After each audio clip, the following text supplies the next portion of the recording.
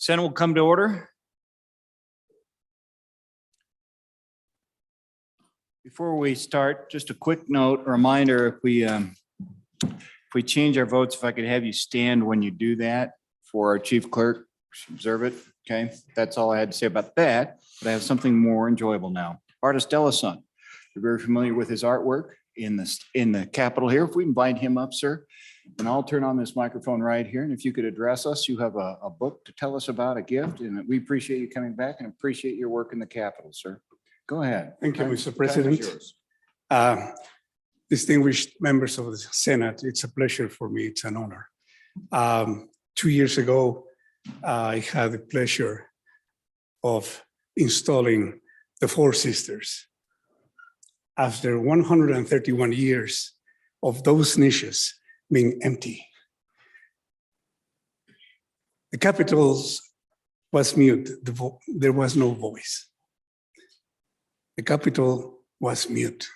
And that was my impression when I first came to see and explore the niches, where I got into them and say, what will I give to the state, to myself? This is a great honor to be able to do something for the people, in this case, the Wyomingites people. I am honored to be today here. I just wanted to tell you that, well, Mr. President, you will, this is a copy of publication I have. It has been placed in your boxes today. It's dedicated to each and every one of you personally, with much love from my heart for the state of Wyoming, for that, what that means, that symbol. The most important thing, yes, of course, there are the aesthetical characteristics, but it's the symbol of the Four Sisters. Truth, the basis for our personal lives and collective lives, and the basis for your service, followed by the second sister, which is justice.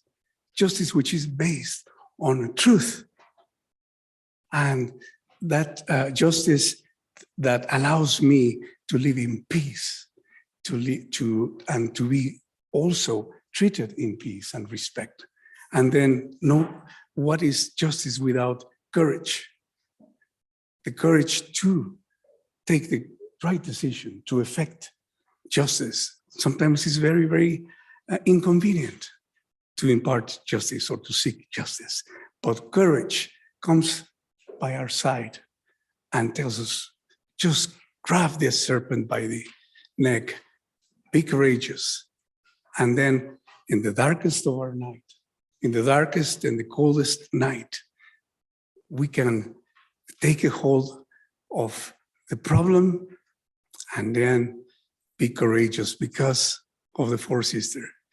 Because tomorrow there is hope, and hope shall crown us with the victory, the laurels of victory.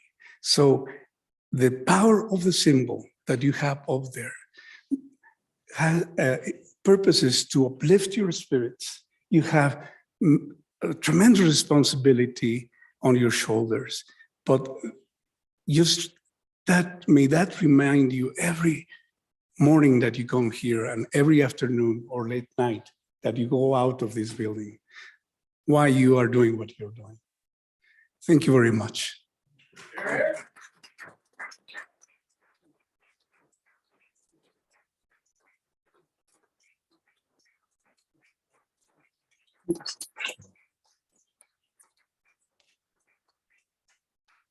Thank you, sir. Wonderful book and publication here. And as you heard, you'll find it in your boxes. Thank you.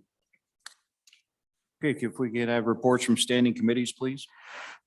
February 15, 2022. Mr. President, your committee number 2, appropriations, to whom is referred Senate File 2, legislative budget, respectfully reports same back to the Senate with a recommendation that it do pass amended. Ayes, Senators Guru, Hicks, Kinski, Perkins, and Steinmetz. Senator Perkins, Chairman. February 15, 2022, Mr. President, Committee number 2, Appropriations, to whom is referred Senate File 67, State-Funded Capital Construction. Respectfully report same back to the Senate with a recommendation that it do pass. Ayes, Senators Guru, Hicks, Kinsky, Perkins, and Steinmetz. Senator Perkins, Chairman. Thank you. So at this point, Mr. Floor Leader, what would you have us do? You guys hungry?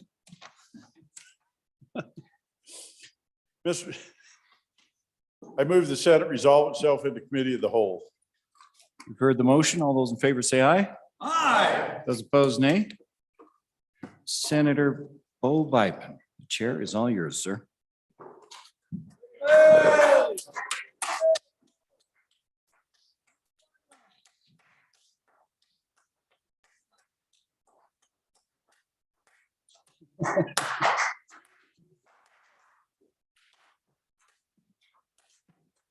The committee of the whole, please come to order.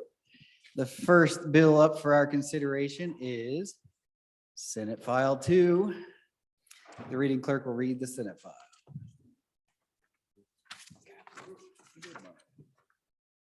Senate File 2, Legislative Budget, an act relating to appropriations for the legislature, sponsored by the Management Council, was referred to Committee Number 2, which returned to committee recommendation that it do pass amended. Ayes, Senators Guru, Hicks, Kinsky, Perkins, and Steinmetz. Senator Perkins, Chairman. Heard the reading of the bill. What is your pleasure? Looks like Chairman Perkins back there. Let's see, let me find you here. There you are. Mr. Chairman, good afternoon. Good Mr. afternoon. Chairman, I move that when the committee whole rise and reports, they do so with a due pass recommendation on Senate File SF-002 Legislative Budget. For an explanation, a very apt and capable explanation of this bill, I would, this good little bill from Management Council, I ask you call on one of the Management Council's very own, the good Senator Guru from Teton County. All right. Senator Guru. Mr. Chairman, thank you. And it is with hope and courage that I stand before you today to bring you, as one of my last acts as a member of your Management Council, the truth of the matter, and that is Senate File Number 2. And with equal justice, we call it the feed bill. This is the bill that feeds us and that provides for the spending for the legislature. And we do have an amendment. And I'll have the bringer of that amendment explain his amendment when I get to it. It's coming up in just a minute. But to walk you through this good little bill, if you see it starts right there on page 1. We start with the salaries for our LSO staff. And as we move into page 2 for the interim staff, the session staff, in-state and out-of-state travel and dues, registration fees and such. General administrative support statutes, a total of $22.095.434 million. There are also provisions for travel, for flex travel, for you do, of course, as you know, that you each have the ability to go on certain trips. And if we exceed that, you can go to the Management Council at any time and ask for additional. All those fees are incorporated in this bill.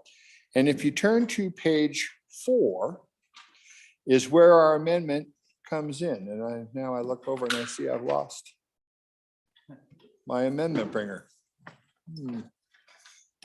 Where'd he go? Let's see. Up here he comes. On page 4, line 7, there we have an amendment that was discussed in committee, just saying I'll call on the good senator from Baggs to speak to his amendment, and then I'll finish the bill if you'd like. Senator Hicks. Senate File 2, Amendment Number 1, page 4, line 7, after. Senator Hicks. So, Mr. Chairman, I would move Standing Committee Amendment Number 1 to Senate File Number 2 and ask for your favorable consideration. What the amendment just does is go in. Currently, the balance in that account is roughly $1.5 million.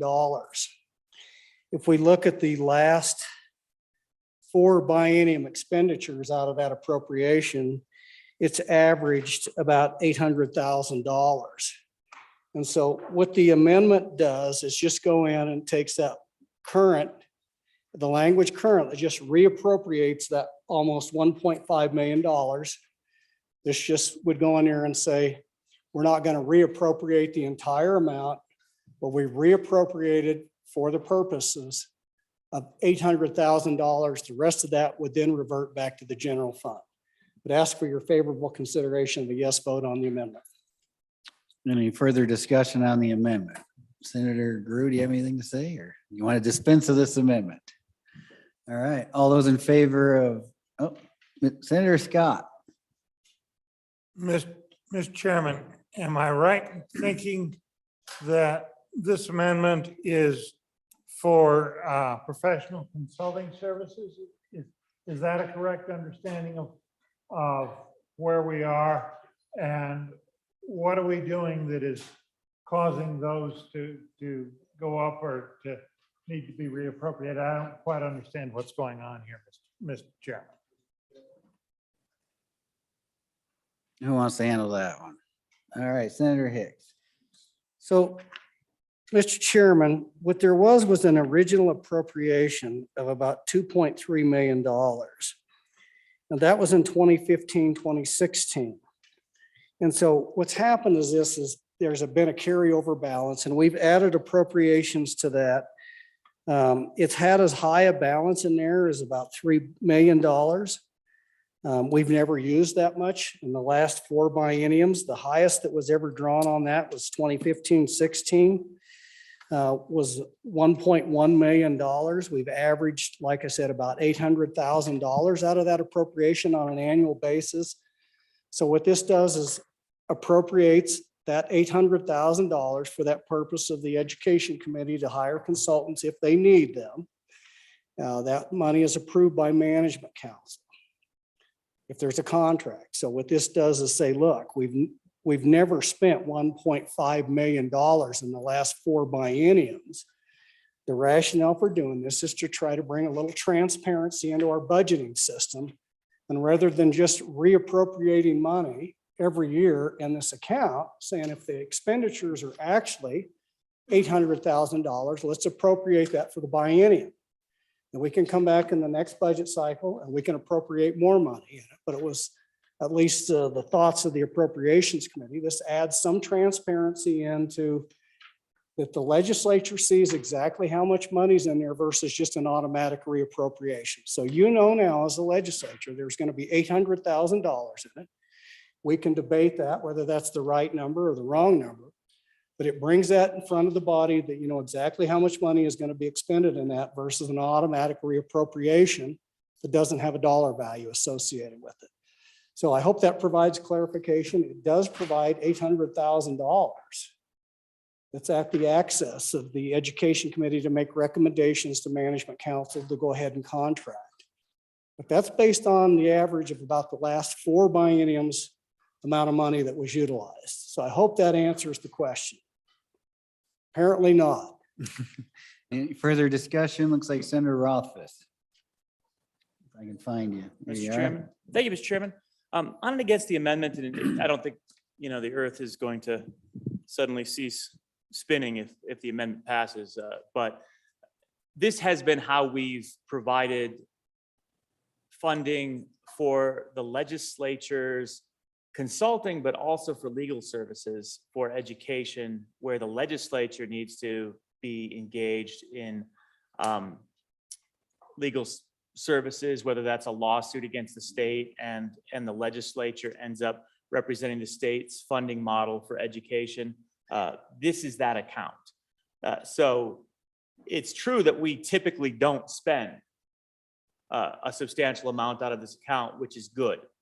And that every once in a while, we put a little bit additional money to keep the balance of the account up. But just so that everybody knows, that's the reason there is a reasonable balance in that account and has been for, even though the most recent funding comes from 15, I think the funding in that account probably started in around 2005. I want to say a good senator across the room from Campbell County can probably give us a better date on that. But it is with purpose. It was deliberative. It isn't an accidental oversight that this account has continued to have over $1 million in it. That's not to say $800,000 won't be sufficient. It probably will in any normal year. It's the idea that there might be an abnormal year where a lawsuit is filed against the state. The legislature ends up being engaged through the education committee on behalf of the funding model, and there are funds there for that. Nothing is broken. We haven't had any problems with this. We're not fixing a problem here by decreasing the amount of money. It's not a new appropriation. It is just continuing the previous appropriation and leaving it in the account where it was deemed useful. So I'm going to be a no on it. But again, if everyone's more comfortable with a cap of $800,000, I'm pretty confident we're going to make it through the next few years and everything will be okay, Mr. Chairman. Thank you. Thank you, Senator. Senator Hicks.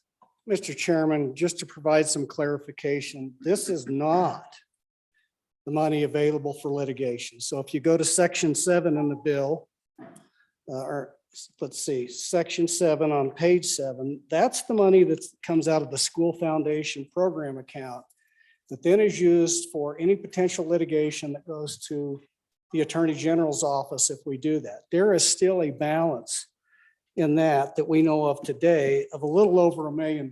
So there are two separate funds. We're not talking about the litigation fund that comes in on page 7, section 7.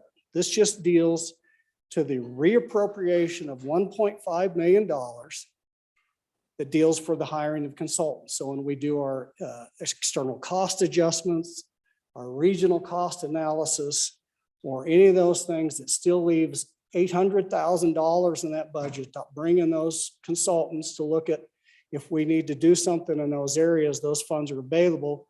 We look at, again, those last 4 bienniums, that's about the average that we've spent on consultants to do that. So there's adequate money to do that. But I want to make clear, this doesn't have anything to do with the school litigation account. That's further into the bill.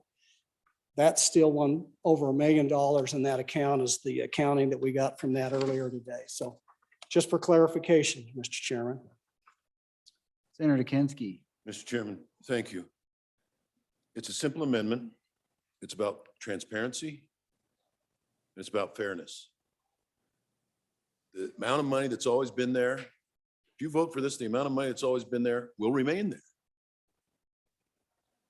But what we're asking is, we should actually see a number when we're asked to vote on something, as opposed to let's just keep rolling over what we've always had before. It's fairness because we wouldn't let any executive agency get away with that. If an executive agency came in and just said, you know, our budget is just whatever we're going to roll over and keep in this rolling fund, we'd say, well, wait, hold on. Exactly what is it we're going to appropriate? Why don't we roll it back into the general fund and you tell us exactly what you're going to need, and that's what we'll appropriate. That's how we work. That's how we do it with executive agencies. And so this amendment simply says, we're going to hold ourselves to the same standard. If the amendment dies, you're voting on something that you don't even know what the dollar figure is you're voting on. If the amendment passes, you know you're voting on $800,000. Simple transparency on and for the amendment. Any further discussion on the amendment? Senator Scott. Mr. Chairman, I'm gradually beginning to understand the amendment, I hope.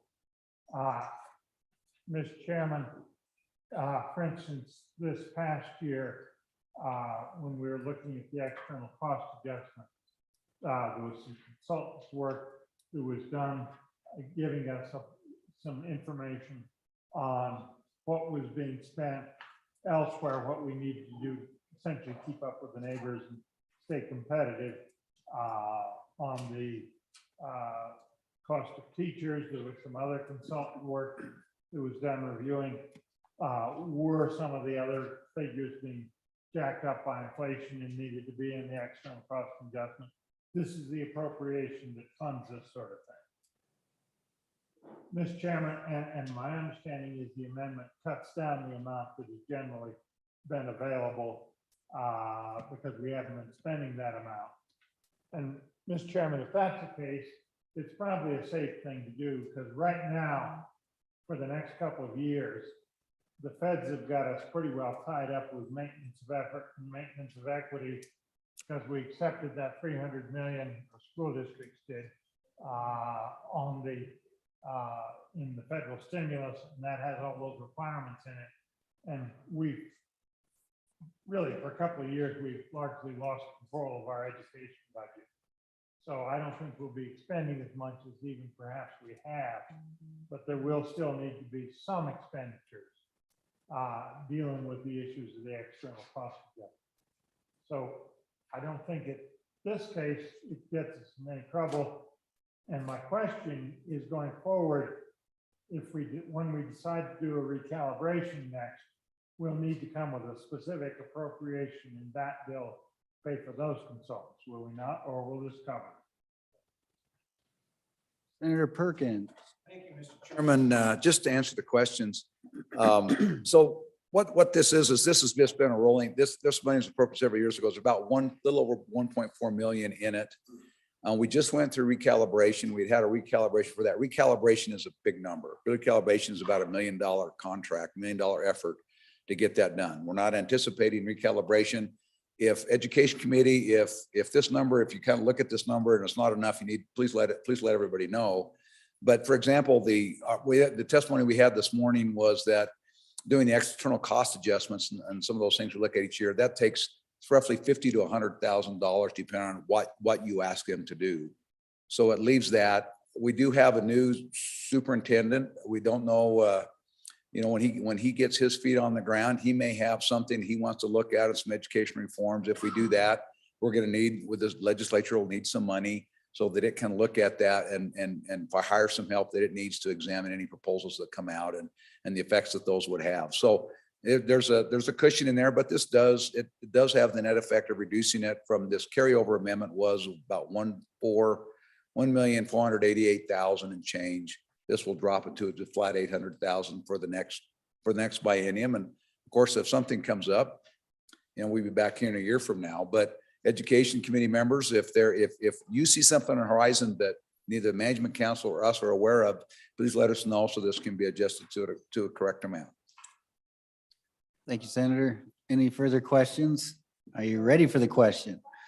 Question being called. All those in favor of Senator Hicks' motion to adopt Standing Committee Amendment number 1, the Senate File 2, please say aye. Aye. Those opposed, no. The ayes have it. We have adopted Standing Committee Amendment number 1. Back on the bill, Senator Guru. Thank you, Mr. Chairman. So go back to page 3, and now we're down to 21 million and change. So you've already cut $1 million or cut a few $100,000 out of the bill. Thank you. Now on to page 5. What we're talking about here is other appropriations. You can direct your attention on the top of the page is for laptop computers. Down at the bottom is $125,000 to go to the from the LSO for working on a new management system for our paperwork and the paperwork flow for staff. On to page 6, there's more training, there's more money for training, and on to page 7 for newly elected legislators, newly appointed legislators. And then page 7, as we were discussing before, was about the school foundation monies. And there was talk about an amendment here, but we decided not to because actually this still needs a little flexibility in it to keep the management council to be able to be nimble, to be able to, see, depending on what happens, sometimes when we're out of session for the management council to be able to appropriate monies if necessary with regards to school accounts. On the bottom of page 8, you'll see another contingency of $500,000 for the management council for extraordinary expenses of the legislature necessary to supplement. On to page 9, you'll see more travel appropriations there designated for and rules for members to use the travel that you are able to use, and to just ask the management council for that. On to page 10. This is the section 10 is for the $20,000 for the secretary or the treasurer, state treasurer's investment conference for CAPFIN and other interested parties. Then there are some facilities appropriations. This is, as you recall, when we moved into this building, the furniture company that had been hired went out of business and right before they finished our order. And so we moved the furniture from the Jonah building over here. And then we started work and LSO started work on procuring new furniture. Partially that was done last year. This is to finish the job. Also, and this is something we'll be talking about in the budget too. There's also some money in here for some wayfinding, miscellaneous furnishings, and $12,000 on page 11 for room management and other equipment. You go on to page 12 for interpretive exhibits and wayfinding. Like I say, we'll talk about that some more in the budget. These are small amounts of money and there's some placeholders, and we'll be talking more about that. This takes effect on July 1st, 2022, as you can see at the bottom of page 13. And I'd be glad to stand for any questions and urge your adoption of the feed bill. Thank you, Mr. Chair. Senator, we have a committee of the whole amendment here. Okay, never mind. I got to go to the guy who's brought the amendment. Thank you, Senator. Senator James, you have a committee of the whole amendment, looks like? No? I have it.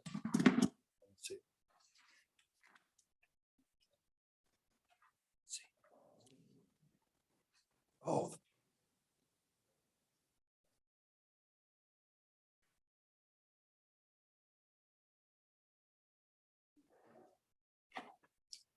Thank you. My apologies. I was mixed up, so my apologies. So this is adding to the LSO. Oh, you need to Oh. move it first. Oh, it needs to be read in too. Will the reading clerk read in the, sorry, we're getting greased up here and ready to go. Senate File 2, Committee of the Whole Amendment Number 1, page 11, line 17, delete. Senator James. Thank you, Mr. Chairman. I'd like to move Senate File 2 to Committee Whole Amendment Number 1 to Senate File 2. Ask for favorable consideration. So what this will do is this will add transparency to everyone's voting record, and it'll install roll call machine equipment on our desks and allow us to vote digitally. And it'll make sure that we have the opportunity to vote on every bill and every amendment. Now, the way that this will be set up is this will be in the hands of the clerk, so she can control the time. And talking with, or in looking at research, this has shown to actually save time versus roll call. So we can solve that issue as well. But the biggest issue is transparency. We talk about transparency. This will bring it on all our bills. So I ask for your favorable consideration. Thank you, Senator. Senator Case. Thank you very much, Mr. Chairman. Mr. Chairman, I've had the privilege of serving as chairman of on this side, the Select Committee on Legislative Process and Technology. So we have looked at how voting is conducted at legislators all around the country.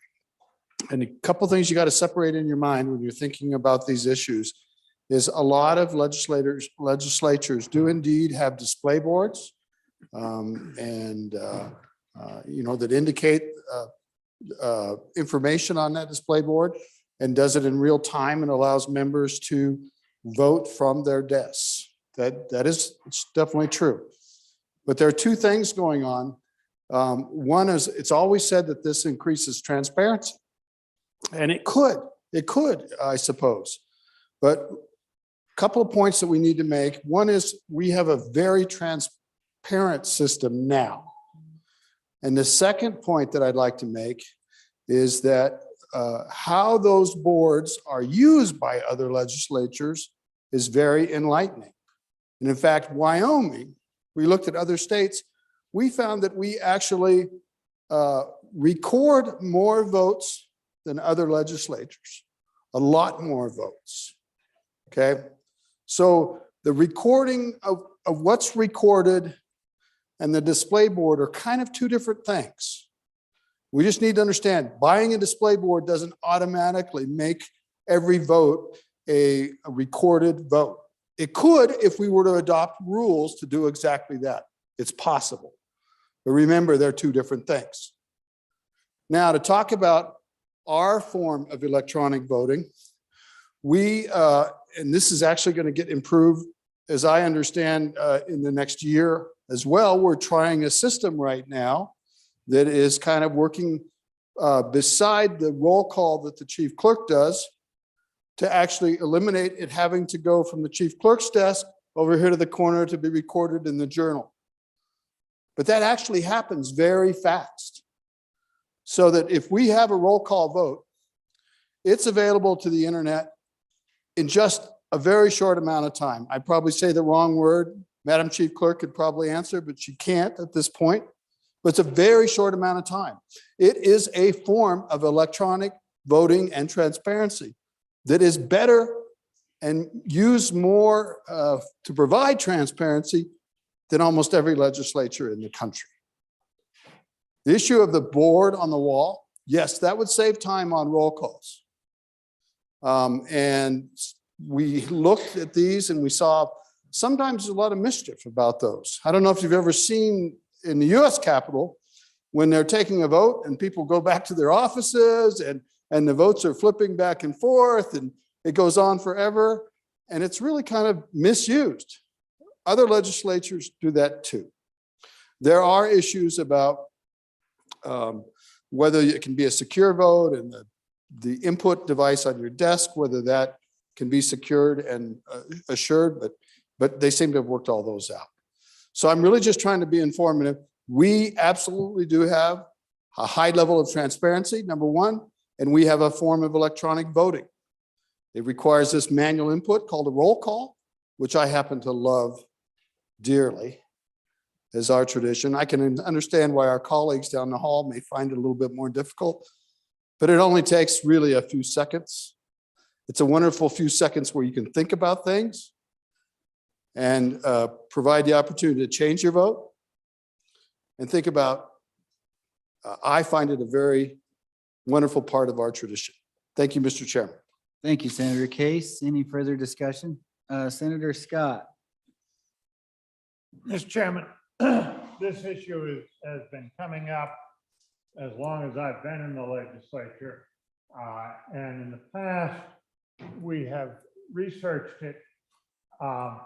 It turns out that the system we're using now with the voice roll call, as it's been improved over the years with getting electronically entered and getting it available very fast, seems to be about the optimum system. What we found in the past, and we haven't done it recently, but in the past, we have found that in both the Senate and the House, that it is quicker to take a voice roll call than it is to have an electronic system. Because of the electronic system, you have to leave, if you don't want people ducking votes, you have to leave it open for a fair time for everybody to get the word there's a vote going on, get back to their desk, and actually record in the device and make sure everything works. You can actually do it quicker with the system we're using right now. And there's some risk we adopt something like this that we'll have to cut down on the number of roll calls we take just due to the time constraints so we can get our work done properly. So I think if we were going to do this, it probably ought to be a separate bill and looked at pretty carefully and looked at all those implications. But at this point, I would urge us to defeat this amendment because I think we'll go to a system that is worse from a transparency point of view than what we're doing right now. So on and against the amendment, Mr. Chair. Thank you, Senator Scott. Any further discussion? Ready for the question? Question being called. Oh, point of order. Senator Rothfuss. This does contain an appropriation, and I believe that it would be appropriate for a roll call based on our traditional operations, ironically. Thank you. My apologies. It is committee of the whole. Lots of points here, Yeah, guys. so absolutely wrong on that one. Thank you, Mr. Hey, Chairman. we're just warming up. Hey, we're knocking the rust off here. Go back to my nap then. All right. So we're back on the questions. All right. All those in favor of Senator James' motion that the committee of the whole, or to adopt the committee of the whole amendment number 1 to Senate File 2, please say aye. Those opposed, no. No. Are you seriously calling? Oh, okay. Division being called. All those in favor, please stand.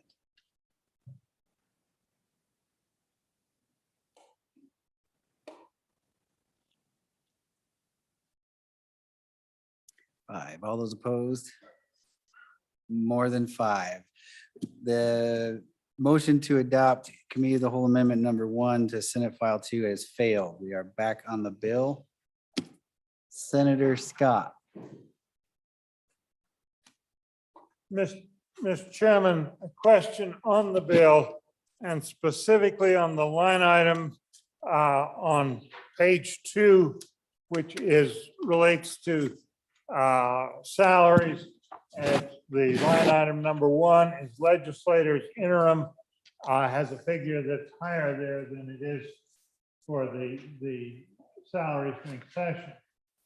And my question is, as you look back for the past dozen or so years, approximately, my impression is that this number has been gradually creeping up on us, and that we are doing a lot more paid work by legislators during the interim. We're gradually progressing, Mr. Chairman, in the direction of being a more full-time legislature. And I am concerned we are gradually getting us in trouble. One of the strengths of a citizens legislature is that we keep the demands on the individual time demands, and the individual legislators down to the point where citizens who are active in the community, who are going home and earning a living in the private sector, can afford to serve in the legislature, and we're driving up the time demands to the point where we're endangering our citizens legislature. And the citizen legislature has been one of our long-term strengths, because in a true citizens legislature, each one of us, we can tell a special interest where to get off when they want something they should not have. It's not in the public interest for them to have. And the worst they can do to us is defeat us at election, when we'll stay home and earn more money at our regular job. And that is a strength of our legislature, that we can do that. And I'm afraid we're gradually losing that. So my question on this, do we have any record over the past number of, you pick the years, how much has these, what we're spending on legislative salaries, and it would follow through with per diem and other related expenses, but how much has that been creeping up? Because I think we're at the point where we need to start it as an institution being very concerned that this is getting out of hand. Getting too many special committees. We're relying too much on running everything through various committees. I think we're gradually changing the nature of our institution without intending to do so. And maybe cutting back on this figure would be a way to put a stop to what's going on. So that's my question, Mr. Chairman. What's the recent history on this sort of line? Thank you, Senator Scott. Senator Guru. Short answer to the question of the good senator from Bates Creek is yes. It has gone up. It has gone up exponentially, and we'll get an answer for you for second reading on how much, but I dare say it has gone up. And it's not just the cost of that, it's the cost that we've had for traveling to meetings. And more importantly, as we have meetings outside of this building and have out our staff, for the staff members, it takes 2 or 3 days for them to drive up. And then now with the added expense now of having these meetings streamed, having these meetings available for Zoom for folks that can't make these meetings, it drives that cost up for the staff to be there to staff those meetings when they go on the road and even here, and the prep time for the staff to get ready, as well as the per diem. But we'll get a number for you. Thank you. Thank you, Senator. Senator Perkins. Now I'm waxing nostalgic, so I'm going to answer the question from my perspective as having done this for not even half as long as my good friend from Western Natrona County. I can tell you that when I first started in the legislature, I averaged get the same daily rate, same $150 when I started as we get today, and I averaged in a general session year, I would make about $18,000. In a budget session year, I would average about $16,000 right in there. The most I ever made in the legislature in any one year was $25,000. That was a number of years ago, and I still had kids in college, and that was almost the year I went bankrupt because I was unable to spend very much time in my business. It's very tight. So to some degrees, it's some aspects it's self-limiting because if you don't watch it, if you don't watch your P's and Q's, you can't pay your mortgage, and you better stay home and work. But the good senator makes an incredibly good point. That is the strength of the legislature. Is none of us, I don't know if none of us, most of us don't rely on this job to pay our bills, to pay our mortgages, and feed our families. And we have to watch that. It's a very real concern, and to some degree, it has to be self-limiting. I've been oftentimes feel like a rented mule the way that I've been assigned topics and subjects to study, and I've gotten to the point where now I just sometimes just say no because I can't afford to do it. I got things I have to tend to at home, and for my clients. So some of that is incumbent on us. Just because the president or somebody comes to you and asks you to serve on something doesn't mean you have to say yes. Thank you. Thank you to our favorite rented mule, Senator Pappas. Thank you, Mr. Chairman. One thing I think we have to consider is that society and our lives have become more complex over time. Earlier on, things were simpler. Today we have issues that we haven't dealt with in the past. And I think you have to actually put time in unless you want to ignore them. I mean, we got broadband issues we got to look at. We didn't have to worry about those in the past. We've got, more regulations that we got to deal with. The federal government's always blasting us with stuff that we got to deal with. There's all sorts of things. Education has got more complex. Healthcare has gotten more complex. Transportation has gotten more complex.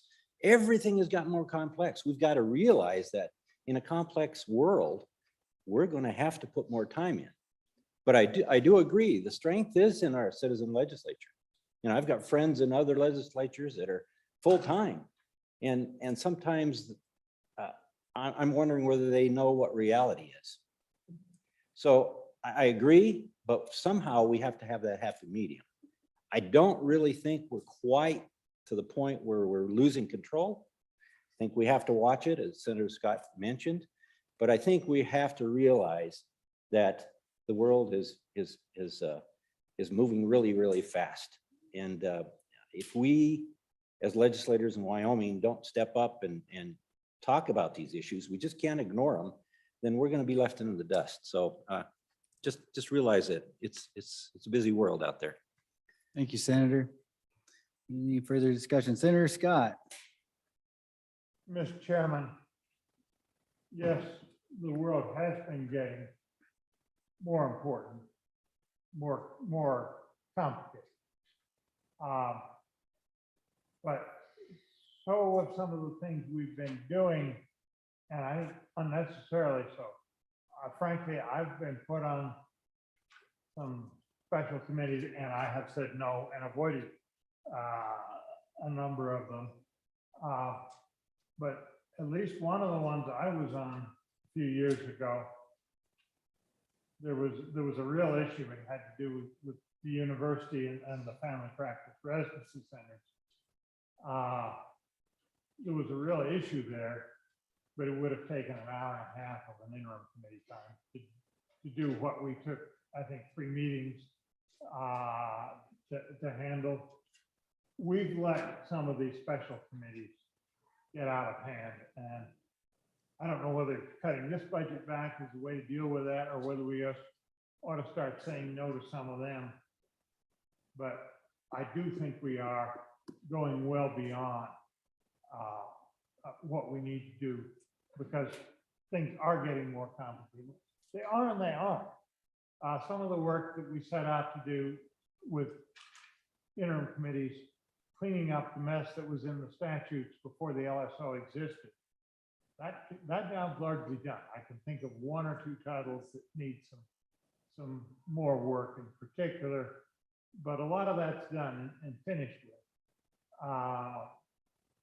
I think we're gradually letting it get out of hand. Whether reining this budget in is the right way to do it, or turning down some of the special committees that particularly come over created in the budget bill, maybe that's the way to handle it. But we are getting in trouble, Mr. Chairman, and it's more trouble than the changes in society would justify. Thank you, Senator. Any further discussion? You guys ready for the question? All right. Sounds good. All those in favor of Senator Perkins' motion that when the committee of the whole rises to report it, do so with a favorable recommendation of Senate File 2, please say aye. Aye. Those opposed, no. Senate File 2 has passed committee of the whole. Moving right along. At this rate, we're really clipping along, gang. Our next file up for consideration is Senate File 40. Will the reading clerk please read the Senate file? Senate File 40, Criminal Record Dissemination, Military Department, sponsored by the Transportation Committee, an act relating to criminal procedure. It was referred to Committee Number 8, which returned a committee recommendation that it do pass. Ayes, Senators Anderson, Furphy, Landon, McCune, and Pappas. Senator Landon, Chairman. You've heard the reading of the bill. What is your pleasure, Senator Landon? If I can find your microphone here, hold on. Where are you at? Come on. There it is. There we go. Senator Landon. Mr. Chairman, I would move that when the committee of the whole rises to report it, do so with a due pass recommendation on Senate File 40. And for an explanation of this bill, I would call on the good senator from Laramie County, Senator Pappas. All right. Senator Pappas. Thank you, Mr. Chairman. So the bill's been read in, correct? Correct. Oh, do I have a mic now? Okay. All right, thank you. Well, we'll speed up things. This is a pretty short bill, 3-page bill. This bill is intended to help the Wyoming Military Department. It's authorizing the release of military member criminal history record information. Basically, the underlying problem has been that agencies have been really reluctant to share case information regarding the Wyoming National Guard members or employees from the Wyoming Military Department. This short little bill goes in and changes existing statute to add military members in there. So without this information, sharing this information, the Wyoming Military Department doesn't have the relevant information that they need to make employment, training, security clearance, and other military mobilization decisions. So if you look at the bill, just let's go to the meat of it, which is on page 2. You'll see in paragraph 5 or on line 5 through 14, we're inserting new language. The military department, for the purposes of obtaining criminal investigation record information, including any completed investigations or prospective employees or volunteers. We're adding also military members serving in an active duty or in the Wyoming National Guard. So we already, in the books, it's already for volunteers and for employees, but there was no mention about military members. So we're adding military members in here. And this only the information, if you read further on line 11, line 10, the authorized information in the paragraph should only occur if required by the department as a condition of employment with the department for training, deployment for mobilization decisions, or for security clearance matters. So that's the only, those are conditions for them to obtain this information from criminal agencies. So the bill will require the local enforcement agencies to share this criminal information records. Now, in the past, they have been, most agencies have been partnering and been giving this information. However, some have also shown reluctance to do so because it's not clear in the statute. So all this is doing is codifying that the ability for the Wyoming Military Department to obtain that information. So we're codifying that. And then going on, at the bottom of page 2, you'll see that we're also looking at persons that need to be, that shall be required to submit fingerprinting in order to obtain state and national criminal history record information. That's already in the statute. But again, you click on page 3, you can see it's only for employees and volunteers. So all that we're doing again is being consistent, and we're adding active duty and military members to this chapter or this section as well. Now, you might ask, and it came up in committee that, well, military members are already, they're fingerprinted when you join the military, you have to get your fingerprints. Well, there are there's probably more than 2, but at least 2 fingerprinting systems out there. There's the integrated automated fingerprint identification system. That's what the FBI uses. And the military department uses that system. But with criminal records, there's also a system called the National Crime Information Center, NCIC. So that's another database. And so while the military department doesn't think that they would have any problem, there may be a requirement for a military member to submit to that database. And so the attorneys for the military department can, in conjunction with our LSO attorneys, thought it would be best if we actually codify that as well in this. So that's the bill. It's pretty simple. I stand for any questions. Thank you, Senator Pappas. Any further discussion? Senator Nethercott. Thank you, Mr. Chairman. Just curious from the committee if during the interim or today heard any testimony from the Division of Criminal Investigation. That's actually the only agency responsible for collecting and disseminating criminal history information within the state. Did you hear testimony from them and how this might affect that particular agency that would be solely responsible for this requirement? Senator Pappas. Thank you, Mr. Chairman. No, we did not hear any testimony from the DCI. Thank you. Senator Landon. So, Mr. Chairman, I actually commented at our committee meeting that I was a little bit surprised that our criminal justice folks were not around, and they have not been around the entire interim on this particular bill.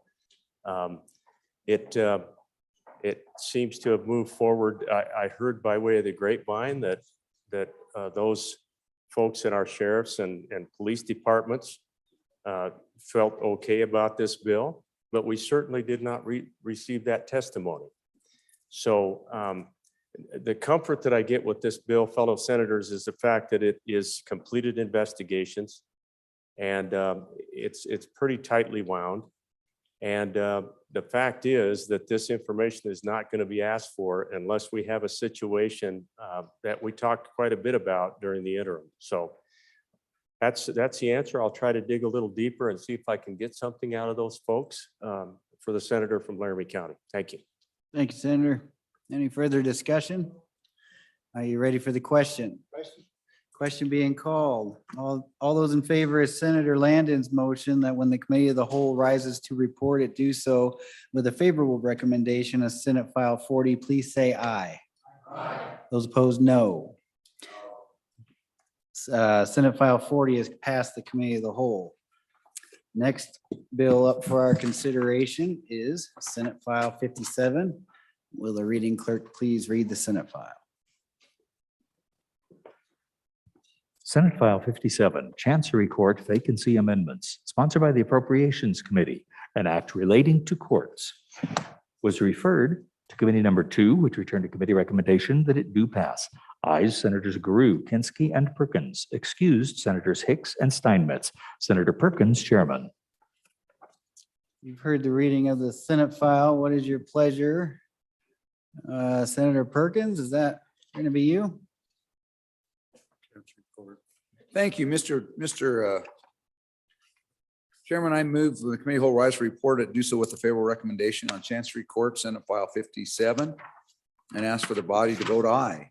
We talked a little bit about this on introduction. What this bill does is the Chancery Court is now in operation.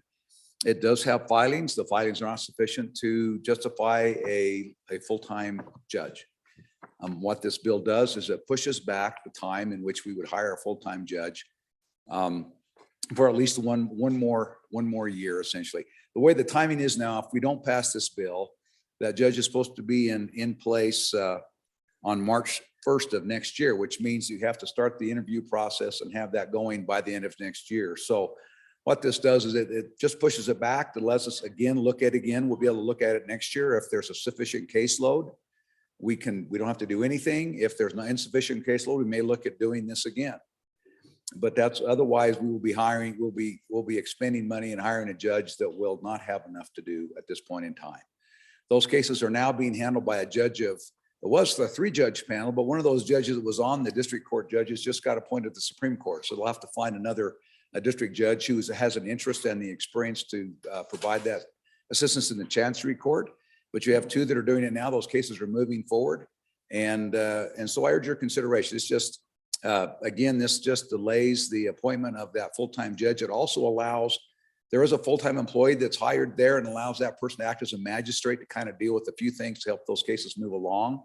So it's just making good use of someone's already hired.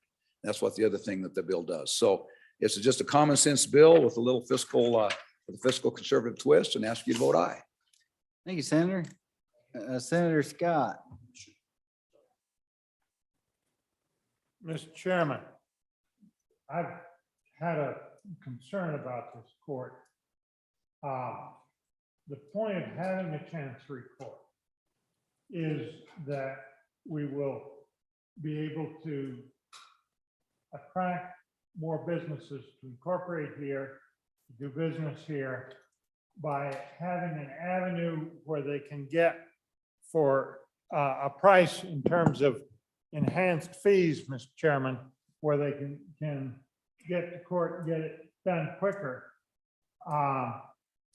And it is a different beast than your standard district courts because of the emphasis on specialized knowledge in the kinds of issues that come up in business cases, where it's valuable to have a court with experience in that, and because of the emphasis on being able to get justice done quicker, and that can be very important in the business setting.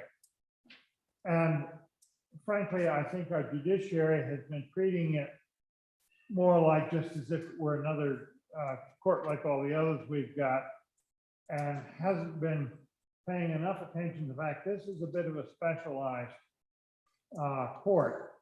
And I wondered if it wouldn't be wise to go out beyond Wyoming and try to recruit somebody who had experience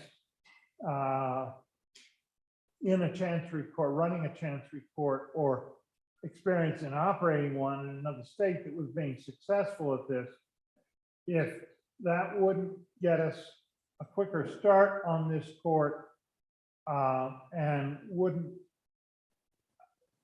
help us understand what it is that has to be different about this to adequately serve its purpose and make Wyoming an attractive place to incorporate, an attractive place to do business.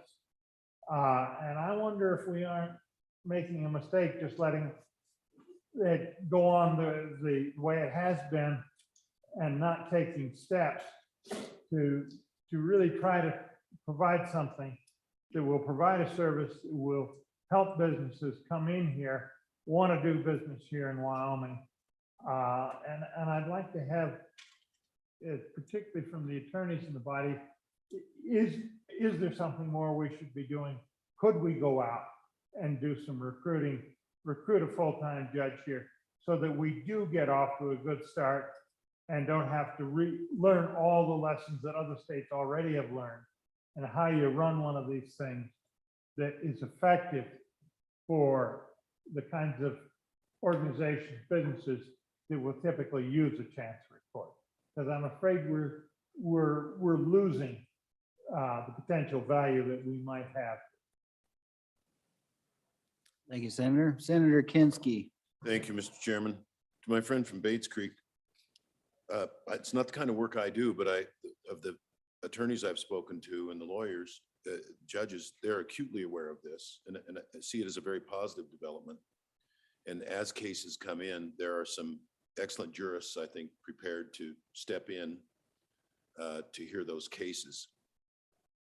Your idea of recruiting somebody that has an extraordinary expertise is something that has merit. It's just that we want to have a full docket first. In my experience, small children and lawyers are two, you don't want to have either one of them to have a whole lot of time on their hands. You want to, unless they cause too much trouble. So a judge needs to be employed full time. Thank you, Mr. Chairman.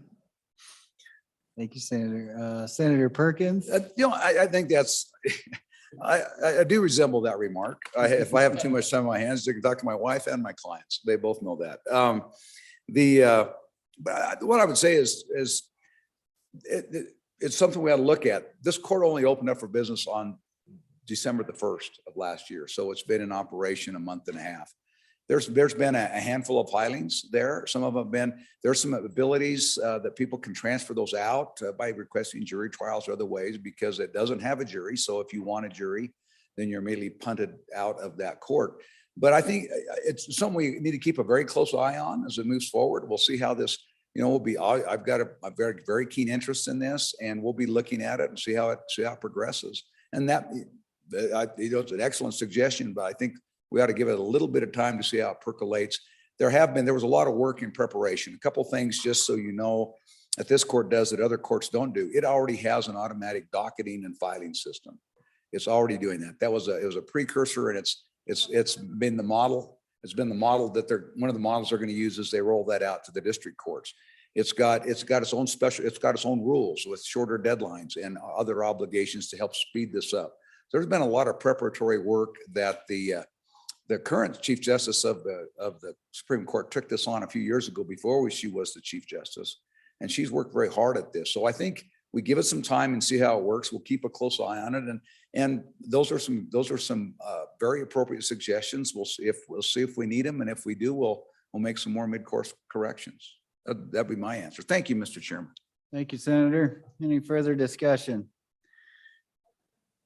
Since you're ready for the question, all those in favor of Senator Perkins' motion that when the committee of the whole rises to report, it do so with a favorable recommendation of Senate File 57, please say aye. Aye. Those opposed, no. Senate File 57 has passed the committee of the whole. The next bill up for our consideration is Senate File 59. Will the reading clerk please read the Senate file? Senate File 59, Game and Fish Fund Investments, an act relating to public funds sponsored by the Appropriations Committee, was referred to Committee Number 2, which returned a committee recommendation that it do pass. Ayes, Senators Guru, Hicks, Kinsky, Perkins, and Steinmetz. Senator Perkins, Chairman. You've heard the reading of the bill. What's your pleasure? The good Senator Perkins again, our rented mule is back in action. Thank you. Mr. Chairman, I move the committee of the whole rise report to do so with a favorable recommendation on Senate File 59. For an explanation of the bill, I ask that you call upon the good Vice President. All right, thank you. Vice President Hicks. Mr. Chairman, this bill deals with the Game and Fish Commission. Only thing it does, it's a good little simple bill, just allows them to be able to designate a portion of their current funds that's currently invested in a very low return pool within the state treasurers and designate a part of that that would go into pool A that would then generate an additional or a higher level of returns than what they're currently getting. And so it's just a fund shift to allow them to authority to move the commission to move into a higher rate of return in one of our other accounts, and particularly pool A. Stand for any questions. If there's no question, ask for your favorable consideration of a yes vote. Any further discussion? Senator Rothfus. Thank you, Mr. Chairman. I think this is a great idea, but I'm curious about kind of the liquidity considerations that we typically have when we're moving something to pool A. What is their liquidity need for their investment account or for this savings account? Is that a consideration? Or do they have a pretty good handle on how much they'll be able to put into pool A for how long? Maybe a little bit more on that expectation would be useful, but anything we can put in pool A is generally going to be a good thing. Thank you, Mr. Chairman. Senator Hicks. Mr. Chairman, so this is currently the way this is structured. The Game and Fish already has an inviolate corpus within their game and fish funds, and this would move that money out of that. So it becomes, it's still an inviolate. So we're just moving it. So I'll read to you what it says on subsection F right here in the statutes that it referenced. So the trust account separated apart from the trust account established under subsection B of this is created the Wyoming Game and Fish Fund. The account shall consist of those funds appropriated or designated to the account by law or gift or from whatever source. Funds deposited with this account are intended to be inviolate and constitute a permanent and perpetual trust account which shall be invested by the state treasurer as authorized by law in a manner to maintain the highest net return possible consistent with the preservation of the corpus account. So what this just allows them to do is move that out of their current. So it's an inviolate account as it currently sits within the department. This would allow them to move that into pool A or a part of is designated by the commission. And that's the only thing this intends to do is allow them, according to the department, the testimony that we had we had this in place and these funds were in pool A for the last year, it would have increased their revenue by about $6 million.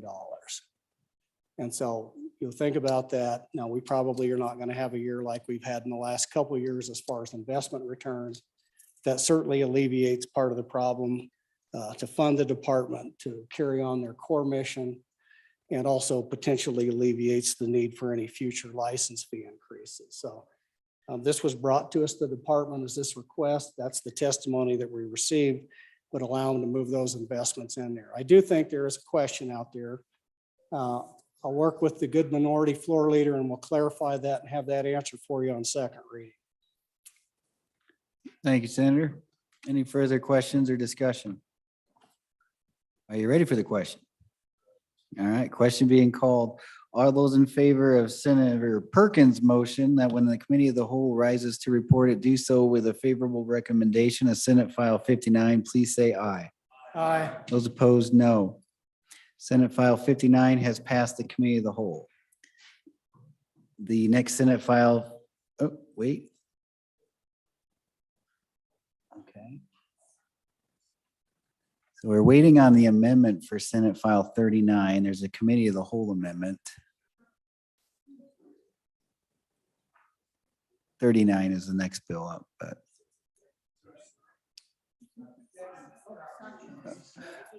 Oh, we're out of order up here. You guys are good.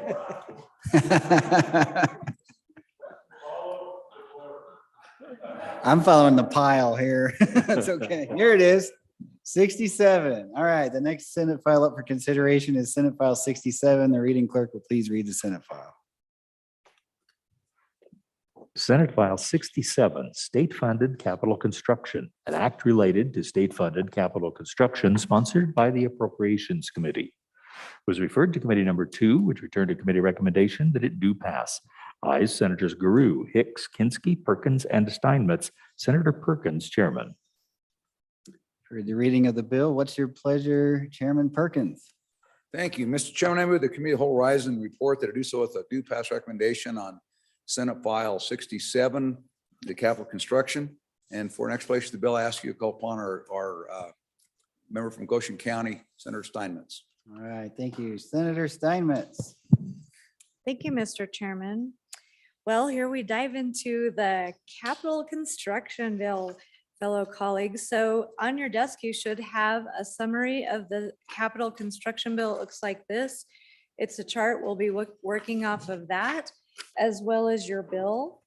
So the majority of the bill starts on page 6 and 7. We'll start out with the State Building Commission Flex Fund. There's $5 million in there for 8 projects. Those are the projects you will remember from past CapCon bills that we are trying to keep the bid amounts competitive, Mr. Chairman. And so we don't reveal those numbers and those dollar amounts, but we do have those and they're confidential. And if anyone wants to see them, I have them at my desk. Second, we will go to the Contingency Fund, and that's 2.3 million of general fund. And as you can see with this chart, if you look across the top, it is the priority number of the construction department, the project, the fund source, and the JAC action. And so that's what this chart is telling you. So number 4, priority number 4 is the A&I Barrett Security Study. It's $150,000 of other funds, of other funds, which is S13. And if you remember, that would be your SIPA account. Then number 13 is the A&I Hirschler Building Sound. That is for sound tiles, because as you know, that's a very open building, and that's a $280,000 from SIPA. Number 18, priority 18 is the A&I Hathaway 4th floor.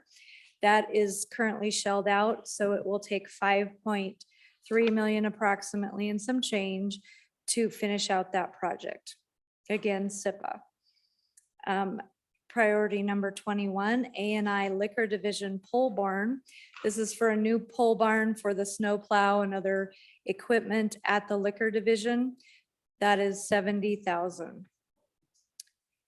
Number 24, A&I Liquor Division Snow Pad. This is for their parking lot. Their parking lot needs expanded and they need a place to pile their snow that their snow plow plows. So that's another 24,000. The next one is the military department. It's 3.5 at Camp Guernsey. Their 2022 barracks, and this is federal funds. It's an authorization to accept and expend $6 million of federal funds. The next is 3.6 in the priority list, and it is for Camp Guernsey, the 2023 barracks, another $6 million of federal funds to receive and expend. The next is still military department. It's the $2.7 million approximately, and that is for the Oregon Trail Cemetery, again, federal funds. The next is the admin building. The current admin building is located next to the armory and could explode. So this is $1.5 million to build and start building a new admin building at Camp Guernsey, again, federal funds. The next is in 5, 7, and 17 are all out of the AG's office, which houses all of our state patrol functions. And this has to do with the Law Academy. As you know, our Law Academy is aging rather quickly, and the buildings, targets, security, everything out there is pretty old.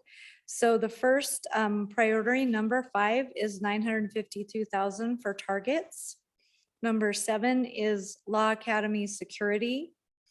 And number 17 is the Law Academy gun range. And that is for 3 gun ranges for the training of our law enforcement officers and the different kinds of weapons that they use in order to protect us. So as you can see, SR is from special revenue, but this is S13. So next is 3.1 parks. It's state parks, and they are the ones with special revenue. 4.1 million for outdoor maintenance in special parks.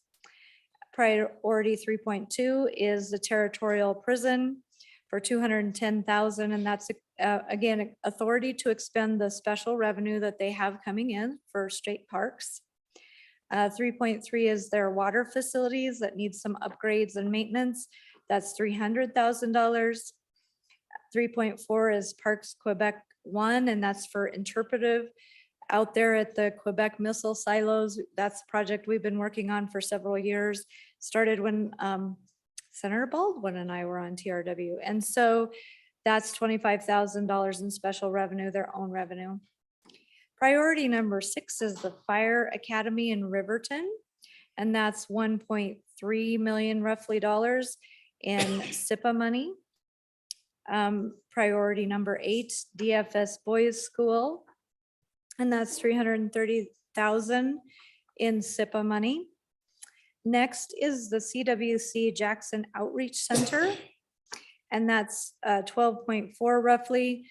And that could be done in a couple different ways. ARPA C, which is the capital project funds, or 604 money from the ARPA money. And that is also money that could be used for broadband. What we will do, there's an application process for that. So they will apply. If they are unable to receive ARPA C for that, it will go back to SIPA funds. Number 11, NWC Student Center at 13.9 million SIPA. WWCC Nursing Facility, $5.6 million SIPA. NWCCD Tech and App Sciences Reno, and that is 5.4 SIPA. And then the SBC Community Colleges contingency, we put some money in there from SIPA to cover if there's cost overruns, because building supplies and all of those things are going through the roof. So we added some extra money there. Number 25 is the Veterans Home, and that's a 46 million of federal funds, 24.8 million of other funds, and that is out of SIPA. We have to have those funds in reserve in order to proceed with our veterans skilled nursing facility that we authorized a couple of years ago. So that's an important thing. The next one is the UW block grant. The governor had recommended that and that will start on page 10 and 11. That takes us through page 7. And the governor had recommended something a little different from what JHC did. He had recommended a match of federal and state funds, or other funds. I guess it would be private funds for UW. Appropriations went ahead and did a $50 million block grant. And for that block grant, it applies to the Corbett Norium construction or renovation, West Stands or War Memorial Stadium renovation or additions, or the College of Law, or any combination thereof. And it requires a 1-to-1 match from SIPA. The next one is the UW Ag College, and that is 8.6 million. And so you have a total there of $249,434,956 for your state capital construction bill. The other thing I would like to clarify is yesterday when I mentioned this on introduction, I mentioned that we had major maintenance in this bill, and I would like to correct the record. We don't have any major maintenance in this bill, and that is contained in section 308 of the budget bill. So I would stand for any questions at this time, or if there are none, call for the question. We'll see if they let you off the hook. Thank you, Senator Steinmetz. Any questions or discussion? Senator Ellis. Thank you, Mr. Chairman. I was just wondering on the UW block grant, if we could have a little bit more explanation of what's envisioned. I see the Corbett Natatorium. I think that's a nice word for swimming pool. With the West Stands, the plans were, I know we've heard these numbers before, but we've heard about inflation. I'm sure everyone's aware that skyrocketing costs to materials, that's a real thing out there for people who are doing this kind of construction. I've heard some preliminary numbers, I think, about the College of Law, but wanted to get a better understanding of how that would work. So a little more discussion on the UW block grant would be appreciated. Thank you, Mr. Chairman. Thank you, Senator Ellis. Senator Boner. Thank you, Mr. Chairman. Along those same lines, just additional detail with the at College of Ag at UW. Obviously, that's something that we on committee number 5 have been very much interested in. Just a little bit more detail as to what exactly that plan is. Writing all these down, Senator Steinmetz. Any more questions before I go back to Senator Steinmetz? All right, our good senator from Goshen County, you're on. Thank you, Mr. Chairman. I'm going to let my good colleague behind me who came up with the idea of the block grant explain that part, but I will take the College of Ag, and that a lot of that is going out to our local extension centers for equipment, for ag research, for some projects that they have been waiting for funding on for a very long time. And so most of that goes out to extension. I can find the list for you and have it for you on second reading, but I appreciate the questions. Thank you, Senator. Senator Hicks. Mr. Chairman, with regards to the discussion about the block grant for the university, there was a number of projects that were identified by the university for capital construction. We've had kind of a, I would say, a relatively new tradition here in the Wyoming Senate, and we've been able to do this now with our Appropriations Committee, is oftentimes when we were presented a list of projects from the university, there's so much in there. And I guess it's been kind of the direction that we felt, rather than the legislature debating the merits of one project over another project in a different building for this building, that what we would do is try to accumulate those into a block grant and then allow that decision to occur at the university level. So that would be a discussion with the trustees to figure out how they wanted to fund that, rather than us picking winners or losers. Put that responsibility back with the trustees and the university to determine how they would want to fund that. Now, with regards to the question about the inflation, so we took the projects that were in the 2019, I believe, CapCon bill, and we took those numbers and then we calculated in a 20% inflation factor on top of all those projects already have an inflation factor calculated into that number. And then we added another 20% on top of those. So those projects that were anticipated are the Law College, the Natatorium, and the West Stands. The number of requests that we got from the university was roughly a little over $100 million to complete all of those. So rather than us prescribe an exact amount for one of those projects, we felt it was prudent to fund half of that, requiring a match. That's in the bill. And then the university could figure out if one of those overrun and one of those come underneath the budget, that they would be able to utilize that as a true block grant for those buildings, instead of us doing a designation and then taking the legislature out of the prioritizing which were the most important building projects at the university level. So I hope that provides an explanation on both the inflation component and also why this is not the first time you've seen this. This will be the second time, or maybe the third time in a budget that we've had this, but this has kind of been an ongoing thing when we get to those building components at the University of Wyoming. Thank you, Senator Hicks. Senator Anderson. Mr. Chairman, thank you.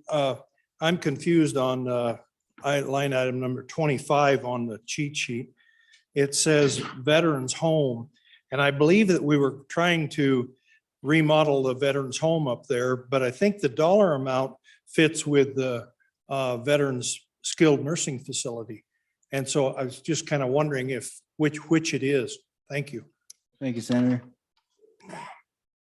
Looks like old Senator Landon's getting up out of the saddle here. We'll go to him. Well, Mr. Chairman, thank you. And while we're compiling a little additional information with our appropriations folks, I would just have a question to follow up on the discussion regarding the University of Wyoming, knowing that the total that we're budgeting there probably won't get arms around any one of the three projects that were mentioned. I wonder if there was any talk on the Appropriations Committee of employing some of the things we've done in the past, chief of which, one of the best things I think we've ever done is provided matching money that that they can go out and raise and double what they're taking in over there. if that is what is being referred to when they talk about the match, I just need a little bit more help there. I don't know what this match, I heard match with SIPA, 50 million. Does that mean we have an additional 50 million sitting there that they can utilize if they come up with something, or I could use some help? Thank you. Thank you, Senator. Senator Perkins. Thank you, Mr. Chairman. Just on a couple things, and I'll defer to my good friend in whose district the Veterans Nursing Home lies in order to answer that question. Just to maybe put at least a bow on the understanding with respect to the block grant. We know that those projects, there's multiple projects over there. The ones that continue to come back, West Side Stands, swimming pool, natatorium, whatever you want to call it, and the law school. In 2019, those came over here. That price tag was about $30 million to redo the natatorium. That's more than doubled since then. We all know what's happening to construction costs. We're seeing it in our homes. We're seeing it everywhere. And so this is a bitter pill for most of us to swallow in a large extent. But the other side of that, folks, is if you're ever going to do it, we better get her done. And it's only going to get more expensive in the future. And they're going to keep coming back because there's, however you've been there. In fact, we had a discussion. How many of you ever swum in the pool over there, the one they have now? I mean, we used to swim over there occasionally in school trying to get some exercise, and it was a dump then. The natatorium's been scaled down, but you could done it a few years ago for $30 million on a grander scale. It's now $60 million for a cut down version that was adequate. I'm trying to catch up with the athletic director because there's been some concerns about that come up, and we're missing. He's on an airplane somewhere, so I got to catch up with him, and I'll get a question was asked about that.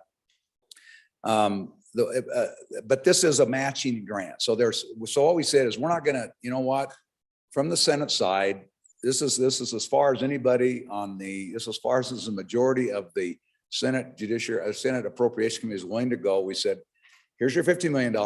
You go figure out what your priority is, trustees. You go raise the other half of this money. I'll tell you that I believe the total amount that they have to come up with is about $120 million.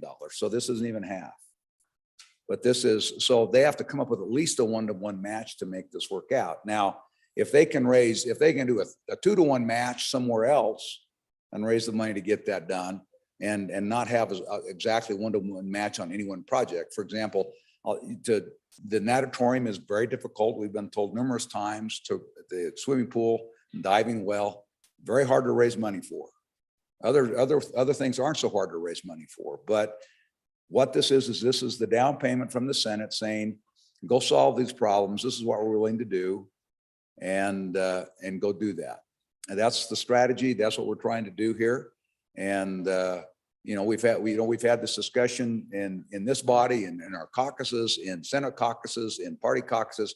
We've had these discussions for about 5 years now. If we're ever going to solve this, ever going to get done, it's probably time to do it now.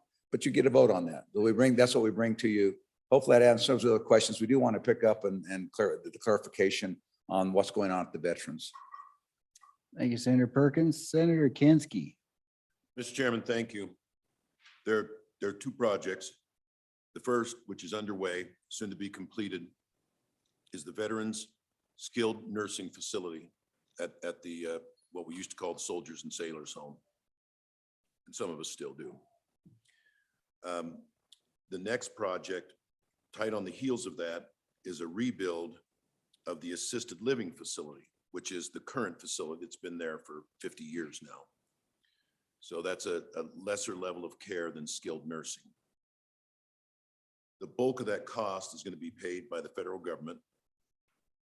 We are required to set aside and commit an appropriation for our share. And so that is the 24 million, that's the 46 million you see there, 24 million in other funds. And this is just the first step in the application process. The military told us it'll probably be 5 to 7 years before we actually ever turn dirt. in terms of remodel of that domiciliary, which is over 40 years old at this point. So it's completely different than the skilled nursing facility. Now, I'm going to have to follow up on the federal funds because it looks like we're paying more than the feds. We've certainly got to put the arm on them. Thank you, Mr. Chairman. Thank you, Senator Kinsky. Any further discussion? Senator Scott? Mr. Chairman, my question is a more general one, and that is, how does this capital construction budget fit in with the rest of the budget that we've got from the state? We're seeing this here right at the outset, before we've had a look at the rest of it, and I don't understand how they mesh. And there's some places where maybe there's some trade-offs. One of the other senators, Mr. Chairman, I mentioned, and I thought he was dead right, that one of the best things we've done over there has been the matching funds for assisting the university in raising endowments. That's been very effective. That's more important than some of the things that are in here. How do we deal with that sort of thing in our system? And how does this budget fit with the rest of our budgets? I'm a little afraid that if we do this, takes me back to the old days when we used to have 7 or 8 budget bills. And if your priority was in the last budget bill, God help you, you'd be told, we've already spent all the money, we can't do that. And it was not good budgeting. And I'm starting to see a little bit of this here, because I do think there's a potential for some lower priority things here than in some of the rest of the budget, even if they're comparable one-time kinds of things. And I think it's important that we be wise with our one-time money and set a good part of it aside for future use. And I don't see how all this bill is fitting in with the rest of our budget. So, Mr. Chairman, that's my concern and my question. Well, let's go to Senator Anderson next. Mr. Chairman, I rise to disagree with the chair or the senator from Tongue River. My line item 25 says that the federal funds brings in 46 million and the state other funds brings in 24. So it looks to me like this feds are putting up more money than we are. Senator Kinsky? Mr. Chairman, I had a brief stroke, but I'm back. You're back? It's good to have you back, Senator. No strokes on my watch. That goes to everybody here. All right, Senator Guru, you're next. Thank you, Mr. Chairman. And answer, hope you're feeling better back there. The answer to the good senator from Bates Creek, I can just tell you this. 2 years ago, your Senate Appropriations Committee walked away from the Capcom bill when we felt that it was being overspent by our friends down the hall. And that's how committed our group was to not overspending. The bill that lies in front of you today is here because we've got 3 bills with the ARPA bill. And so it's coming to you a little disjointed, I will admit, but it's doing so in an effort to try to make things clear to everyone in the pieces that we have to present. But I can tell you that as one who was in the room and who doesn't agree with everything that's in here by any means, but I can say with a lot of self-assurance that this Capcom budget is a testament to what is necessary, what is the top priorities from taken from each group that came before us. The top priorities, the things that were left on the floor on this one were many. A lot of them were mine. That's why I know. But I can tell you, like I say, that we worked hard to make sure we thought about this floor when we prepared this budget. We thought very hard about what you would care about, what you have cared about, what you have brought motions to cut in the past, and what you have looked at as priorities. And that is encapsulated here. And I can assure you that's how we came about it. Thank you, Mr. Chairman. Thank you, Senator. Let's go to Senator Landon next. Mr. Chairman, thank you. Just a quick couple of comments to go back to the university budget. it being one of the larger ones there. For a couple of years, I served on your behalf, Mr. Chairman, on the SBC, which gave me an up-close look at a lot of issues related to our state buildings out there. I also served on the task force that was looking into what are we going to do with those old World War II bomb shelters that were dormitories at the University of Wyoming. And it was that experience that gave me a look that I wish that every one of us could have of the university over there. We were lucky enough to tour a lot of buildings. And I can just tell you that whatever we inherited a generation or two ago, it has deteriorated. And that's an ongoing challenge for all of us as we come down here every year. But we have that one university and it is getting older. And there are more than just these 3 projects over there that are coming at us and that we're going to need to pay attention to. That's the hard news, but I would just simply wrap up by saying, I think it's worthy of our vote and we need to get going over there. I don't know if there's any way in, you know where, that they can raise 70 if we give them 50. I think those guys in their foundation over there are doing remarkable work. But at least this is a start, and I appreciate the words of the senator from Teton County. He stated very well what I know went on, and I appreciate the work of the Appropriations Committee. I would urge us to support this, particularly on that line item. We've got a lot of work to do over there. Thank you. Thank you, Senator.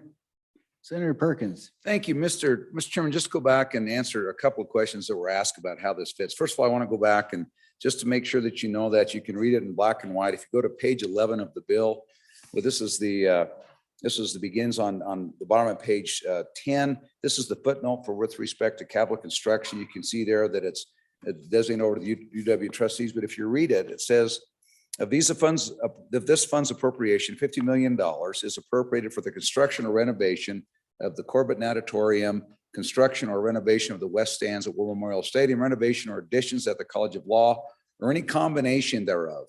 This is the part that you've asked about, and I want to make sure you see it in black and white. Expenditure of this appropriation is conditioned upon a match of funds in the ratio of $1 of appropriated funds from the Strategic Investments and Projects account, which is where this money was appropriated from, and not less than $1 from any other source that the university has. So they can use their own money, they can use private money, they can go fundraise. If they can find federal grants, if they can find any other source, they can match that 50. But as the good senator, as my fellow senator from Turner County, my other side of the room said, they've got a ways to go to do that. It's a challenge for them. They'll have to stretch, but from where this body is, that's as far as we're willing to go. Now, if you want to, if you all agree that we should put more money in or less, that's your, we get to do that. You get to bring your amendments, and that's what we'll debate. How it all fits in, you do have, and this will change quite a bit as bills are introduced over the next couple of days. But there was distributed to your favorite item that ever appears on your desk in the legislature, the goldenrod. And the way that wicks in. So if you really want to know, if you want to keep track of the score, Mr. Chairman, there's 2 pages you always want to watch. One is page 2, which is the general fund. And the other biggie is really if you want to look, and this money comes out of the project's investments account, which you find on page with detail on page 3. But the other place you really want to watch is watch page 2, and then in the middle of page 3, the LSR Stabilization Reserve account. That's how you keep score where we are in the budget and how this moves forward. Where we are right now, and we'll see what all the bills as they're in. And as soon as a bill is put on, does it pass as general file? I think it's as soon as it passes on general file, those separate bills with appropriations will appear on this budget sheet. And we'll go over this a couple times as we move through so you see where we are. But as we start out, if you want to look at the first page, which is kind of a summary of what's on all the additional pages, here's the numbers you want to kind of keep out. And the ones that I look at to make it the clearest, just look at the far right column. This is where the 23-24 biennium JEC recommendations with updated for the January Craig status report. So that's when you want to look at. So if you want to look at the stabilization reserve account, If you look, we came in, our estimated, with the latest information from this biennium, we'll finish up this biennium, there'll be $1.645 billion in the LSRA. After your JAC finished with what they did and a few other things that came out and are already in the budget, we're about $115 million higher in the LSRA. So the LSRA will grow by about $115 million with the existing budget. That also includes, you'll see in the when we get to the real budget, $225 million that's going into permanent savings. 75, the recommendation is 75 million to the permanent trust fund, 25 million to the common school permanent fund, and 75 million to the common school permanent fund, and 75 million to the wildlife trust fund. There's $225 million that's included in quote spending, but those are appropriations or spending that's put into permanent savings. That's also included in that number. So it's already been taken out of the LSRA. So that's one of the numbers you want to look at. The other one you want to look at is really the general fund, which is you see at the top of page, you don't want to look at it on page 1 because that always will kind of zero out. You want to look at the page 2, which is the detail on the general fund. And you'll see where we start with the general fund. Then you see the appropriations and transfers are still out there because there's money that's still unexpended, that hasn't reverted, and other things that go from previous bienniums. So you see the 2020 budget on there. You see the 21 budget bill. You see other things that are in the past. Then you start to see the stuff in 2022, starting on about line page about 23, and you start to see where that hits the general fund. And so that's how you come up to the total. So as you watch those numbers, that number, you got to see if we're overspending the general fund there. And then obviously, most of the rest of it tracks in and out of the LSRA. We spent the SIPA to zero, so there's no money left hidden up over in SIPA. That's all been expended, which is also what typically considered to be a traditional source of state funding. But that's kind of how you look. And we'll touch on this a couple times so you see not how just these, because there's some other significant appropriations in bills that have come up from members of the body on both sides that are coming through. As soon as those make it on through general file, they will start to appear on this. We'll try and take you through this about once a week to give you an update on where everything is. And I know there's a ton of numbers on there. There's way too much information on there, but there's a few key indicators you need to watch. I'm trying to keep that straight for you. So we'll try and help you understand how this all fits together. But also, the other thing I'll close with is if you look in particular, if you take the money in the legislative stabilization reserve account, there's about $115 million there that is higher, anticipated to be higher when we leave here at the end of the session than we have now. In addition, the other one you kind of want to keep an eye on because it helps us keep track of that is on page 1 on line 37, you see the American Fund Plan Rescue app. We just went, we have this ARPA bill that's going to expend that. That's the scorecard for this. That's where we're at. You can see if you look at that, there's still $128 million that has not been, we have made no recommendations. There's $128 million left there that is unexpended, untouched. It's not been appropriated yet. We have no recommendations on that. We did that for 2 reasons. One is we don't think the best ideas have come forward yet. And the other one is you all have an opportunity to weigh in on this as well. And it's a hard, believe it or not, the hardest thing we did was spend ARPA dollars. I know this is way off topic, Mr. Chairman. I appreciate your latitude. We'll talk more about that when we get to the ARPA budget, but just this is in broad answer to how we work that together. And the reason we do it this way is, if those who want to know, school capital construction is in the general budget bill. It's been there for the last number of years. You'll find school capital construction in the general budget bill. But we'll try and string that together. The way that it comes to you, reason it comes to you in 3 and 4 bills now is there was concerns a number of years ago that we were doing too much legislating in the budget bill, and it wasn't just for the general appropriations of government.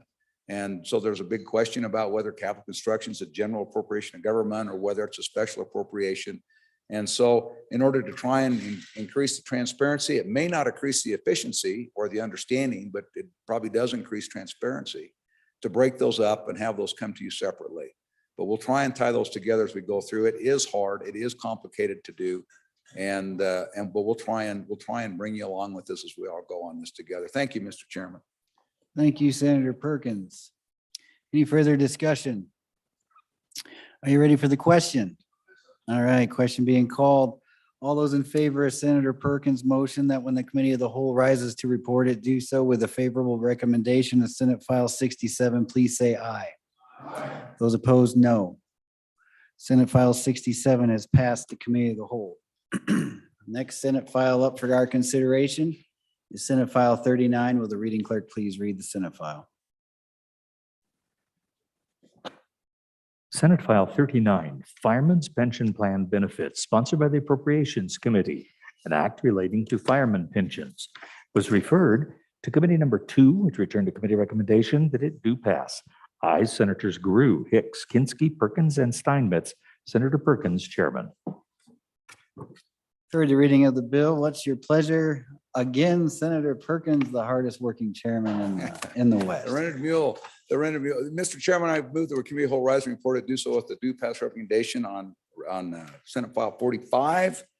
And for an explanation of Senate File 45, no, I'm sorry. Which one are we on? 39, sir. 39. Well, fireman. Oh, my goodness. Okay. Speaking of rented mules, anyway, moving the Senate rise and report it, do so with a due pass recommendation on Senate File 39, Fireman Pension Plan Benefits, and ask the body to vote aye. Ladies and gentlemen of the Senate, if you go, this bill it has to do with Fireman A. And just a couple of preliminary comments, Mr. Chairman. Fireman A is a closed plan. What that means is there's no additional participants being added to that plan. I don't think there's been any additional participants added to Fireman A since 1981, which is when they opened up Fireman B. So what's that? 82. Okay, 82. You may not be, are you in Fireman A or never mind? We'll talk about that later. So anyway, since 82. And so all the firefighters that were new and hired after that, they all went into Fireman B in the beginning of 1982. I stand corrected. And so since then, this has now been slowly, all those individuals that were in Fireman A have worked through, they've retired. And I said the other day, there was one left. I was wrong. The last one retired, I think, a month and a half ago. There are no active employees in Fireman A. All of them are retired or are the surviving spouses of deceased participants. And so what that means is that there's no ability to adjust additional wages. There's no additional contributions being made of that because nobody's working and nobody's collecting wages. And so we find ourselves, and so this bill, and we did this, we don't usually put legislative findings in there. We did this, and if somebody wants to take these out later on, you can, but we did this so you kind of understand the tortured history of Fireman A. And so what you have in here is a little bit of a tortured history on the first sections that talk about how we got to where we are, because we're in a mess. We're in a mess. And so I'll just take you through some of that really quickly on that tortured history, Mr. Chairman. So we started out, firemen, so in 1981, they started out and they did that as they trimmed this out. They knew it was going to be in trouble. They knew in trouble back in 81, 82. They put $46,800,000 in it to try and fund it along there because it was in trouble. Upon recommendation of the retirement system, they did a number of things. If you look down the bottom of page 2, find upon recommendation from the Wyoming retirement system and consulting actuaries, the legislature adopted an act ceasing contributions in Fireman A as of April 1, 1997. At that point in time, it was 100 and I don't know, 50, 60, 70% funded. No one ever thought you didn't need to put any more money in it. So everybody quit paying money. The 5 districts, the municipalities that had these firemen, they didn't pay into that district. They were told they didn't have to pay anymore because the actuary said, hey, this is solid. This is good. Well, in the meanwhile, there continued to be COLAs. There was a compounding 3% COLA that was in that plan. Those things kept moving on. You can go on to page 3 and read some more about that. So then you get back on line 13, and then some other advance upon recommendation of the Wyoming retirement system and consulting actuaries. The legislature repeatedly increased benefits for Fire A members and retirees Increases included an increase of the percentage of salary used to calculate benefits, the removal of a cap on benefits, the increase of benefits for surviving spouses and from 33 to 31%, up to 100%. All that was done. It's all water under the bridge. That all happened back, I believe, in April, back in 97, or even before 2000, before almost any of us were here. And then later on in 2002, there started to be an actuarial report that say it was deteriorating. And if fireman A, and they were reinstituted, but for whatever reason in 2002, the legislature didn't take any action. Well, and so it went on. So then what's happened in the meanwhile, you see in the middle of page 4, the Wyoming Retirement System reports that the fireman A retiree pension payroll, which was 9,300,000 in 2002, was 16,300,000 in 2021, last year. This increase is primarily due to statutory 3% annual compound cost of living adjustment that has been in effect since 2004. In 2014, we had a bill to prove this. I was actually on appropriations back then as one of the minions on appropriations. And we had a knockdown drag out through the interim to try and get that resolved. A lot of things, we came into session without a clear resolution. I remember it passed in the House. There was a resolution it came over and I hit appropriations the last day of bills reported out of the committee in the second House. And there had been a capitulation for whatever reason between time and other things. Nothing happened in 2014. My recollection was we could have fixed it in 2014 for about $28 to $30 million, but we didn't. So on it goes, and so it continues to deteriorate, and then a significant domino fell this year, Mr. Chairman, or last year.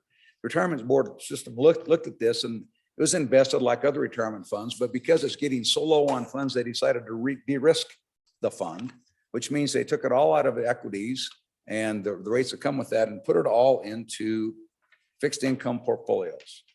So we went from what they anticipated and what they actually used is about a 7% return. It went from there to about a rate of return about 1 to 1.5%. What that means is now, without this action, if you go to the top of page 3, the retirement system actuaries estimate the fire will exhaust all assets sometime in the year of 2026. There will not be any money left to pay retirees or their surviving spouses. So we looked at a number of ways to fix this. We looked at, could we combine it with fireman B? That we looked at for about 10 minutes and then knew that was not going to work. It just puts too much pressure on fireman B. We looked at, you see another one we looked at in the middle of page 5. We had this calculator was put up. There's a program there you could put in various assumptions, and we tried all different kinds of assumptions. Particularly of note was, if we just kept everything going, what does it take? If we didn't change anything, we just kept benefits the same and they kept getting their COLAs, what would it do?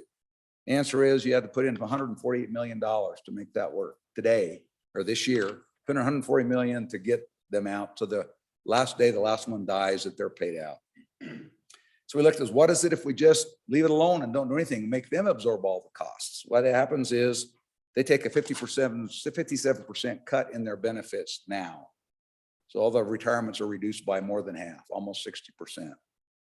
Since many of these people were not on Social Security because they were in this fund, there's not a lot of recourse for some of these people to go do that. We had a lot of testimony from a lot of surviving spouses, widows, from children who speaking for their mothers and their fathers.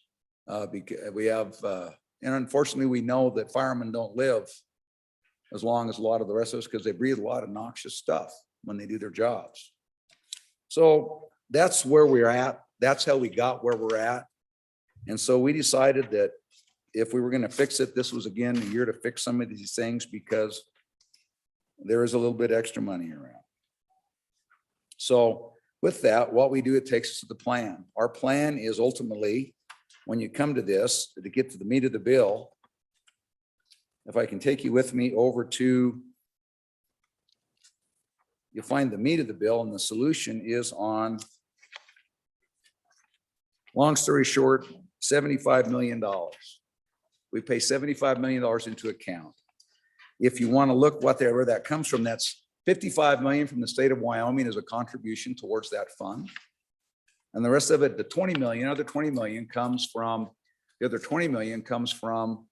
various towns and fire districts that employed those people. But we do that by putting that money in now, and then those municipalities and those fire districts will pay the state back over 20 years with no interest. That's how they pay their 20 million. So we front the money and they put it up. What do the firemen A participants and their surviving spouses put into it? They give up their COLA. So their benefits are frozen where they are. So everybody, nobody likes this. Everybody, it's painful for everybody. It's expensive for the state. It's expensive for those, it's Casper, Laramie, Cheyenne, Sheridan. I think it's Cheyenne. Yes, it's Cheyenne. Rock Springs. And so Gillette, and then there's some fire districts around. So they're paying that. They're going to pay that 20, so that's what that does. Now, the other thing we did is because as we talked about this, almost all the municipalities and fire districts stepped up and said, this is expensive for us. This is going to hurt us to make these payments over 20 years, but this is the right thing to do. We're willing to step up and do it. There's one or two who said, no, thank you. Thank you very much. We're not going to pay anything. So ultimately what this does is says, yes, you are. And if you don't, if you go to page 8, beginning on line 4, if you don't pay your share, we're going to deduct it from your direct distributions. So you're going to participate one way or the other. We're all going to share this pain together. That's our solution. We looked at this up and down. We looked at it sideways. We looked at every other way we could do to fix this. And our choices are clear. Does the state have an obligation, a legal obligation? Maybe not. Do the towns have an obligation? Maybe not, but probably less likely that they don't have that obligation. What happens to our firefighters? They'll be forced to file lawsuits because it's that, or they'll do without in 5.5 years. They won't have any money coming in. So this is not a solution anybody likes, but it's a solution that we live with. It's pricey. It's $75 million now with which is 20 million is the loan to the municipalities and districts that they'll pay back over 20 years with no interest. And those survivors and the fire people are giving up a significant future benefit. So basically they're going to be frozen where they are now, which is like most of our other retirement plans are like that. So that's what this bill does. Happy to take questions. It's a tough pill to swallow, but it's a tough pill to swallow for anybody and everybody who's involved. And if we're gonna, again, you come back, these are first responders who I wish you could hear some of the testimony that we had. Some of them were surviving spouses. There was one in particular. I wish we could probably find it on the YouTube and play it for you. It was remarkable. She stayed at home, took care of the kids while the husband went to fight the fires. Because you know why? When the call came, he had to go. So somebody had to be home, take care of the kids and raise the family. Because when the fire bell rang, he went. And he died early, like most of them do, from various kinds of pulmonary or other issues, cancers or other things that happened to him, in large part because of their exposures. We tried to fix that a few years ago in workers' comp, and we did that. We're a little bit we're generous in doing that. But if we don't do that, I'm not willing to leave the widows and orphans of these firefighters, not many orphans anymore because most of their kids are grown. But I'm not willing to leave these firefighters and their surviving spouses who paid that price. I'm not willing to let them tell them, well, good luck. Good luck. I'm not willing to do that. So I encourage you to think about this bill, think about it carefully. There's nothing perfect about this solution. If somebody has a better idea, I think we're all interested, but the clock is ticking and there's only 5 years left. And as we all know about compound interest, the later, more we put this off, like I say, just about 8 years ago, we could have fixed this for 28 million to 30 million. It's going to be a lot more, even if we wait another year.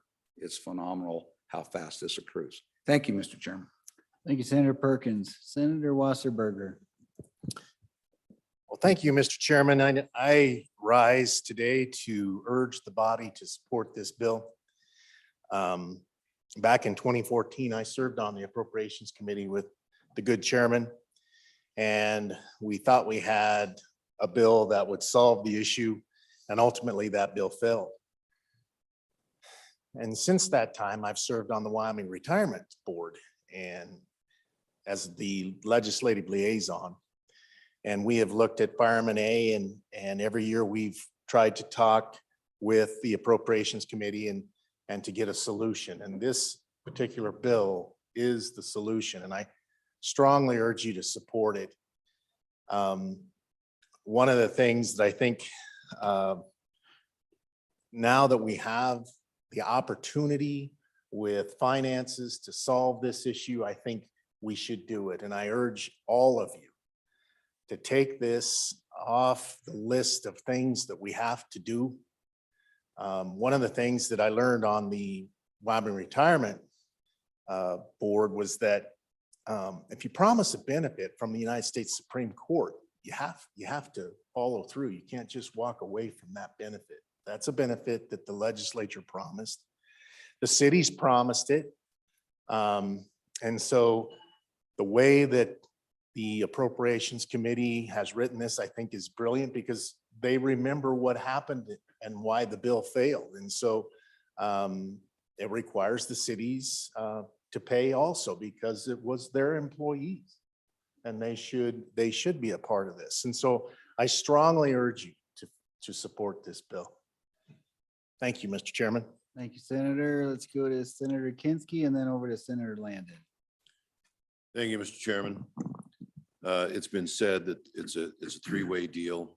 The COLA, it may not sound like a lot, but there's a dollar value on that is equally as large as or if not larger than what the contributions of the cities and towns is. There's two lessons here, a takeaway, I think, for all of us to keep throughout our legislative careers. The first is, quite simply, go forth and sin no more. That is, we would never structure a plan like this. None of the other plans are structured like this. This was done in a humbler age. And it's just, we just got to fix it and resolve that we're going to learn from the lesson and go for it, make our act of contrition and then go forth and sin no more. The second lesson comes to us from the Trojan War. Beware of Greeks bearing gifts. The lesson here is beware of actuaries bearing projections. And for the entirety of your legislative career, you've got to remember that if you go through this narrative, you go through this narrative at the bottom of page 2, upon recommendations to the retirement system and consulting actuaries, the legislature ceased contributions. Page 3, line 14, upon the recommendation of the retirement system and consulting actuaries, the legislature repeatedly increased benefits.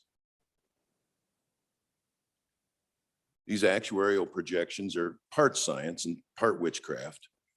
And I'm sure the legislature was all too complicit in it. I mean, you know, when you get a recommendation, let's start giving some money away. Who wants to say no to that? But I too was briefly on the retirement board, and you have to be very, very skeptical of these actuarial projections because it can get you in trouble very, very easily. So I would urge all of us on a go-forward basis to be cast a skeptical eye on any actuarial projections that recommend anything other than being as absolutely conservative as possible in the management of these plans. Thank you, Mr. Chairman. Thank you, Senator Kinski. Let's go over to Senator Landon. Mr. Chairman, thank you. I just want to commend the three previous speakers. Especially appreciated that act of contrition that we just heard from the senator from Sheridan. You know, I'm going to support this bill because it was a promise made. And that's how we're built in Wyoming.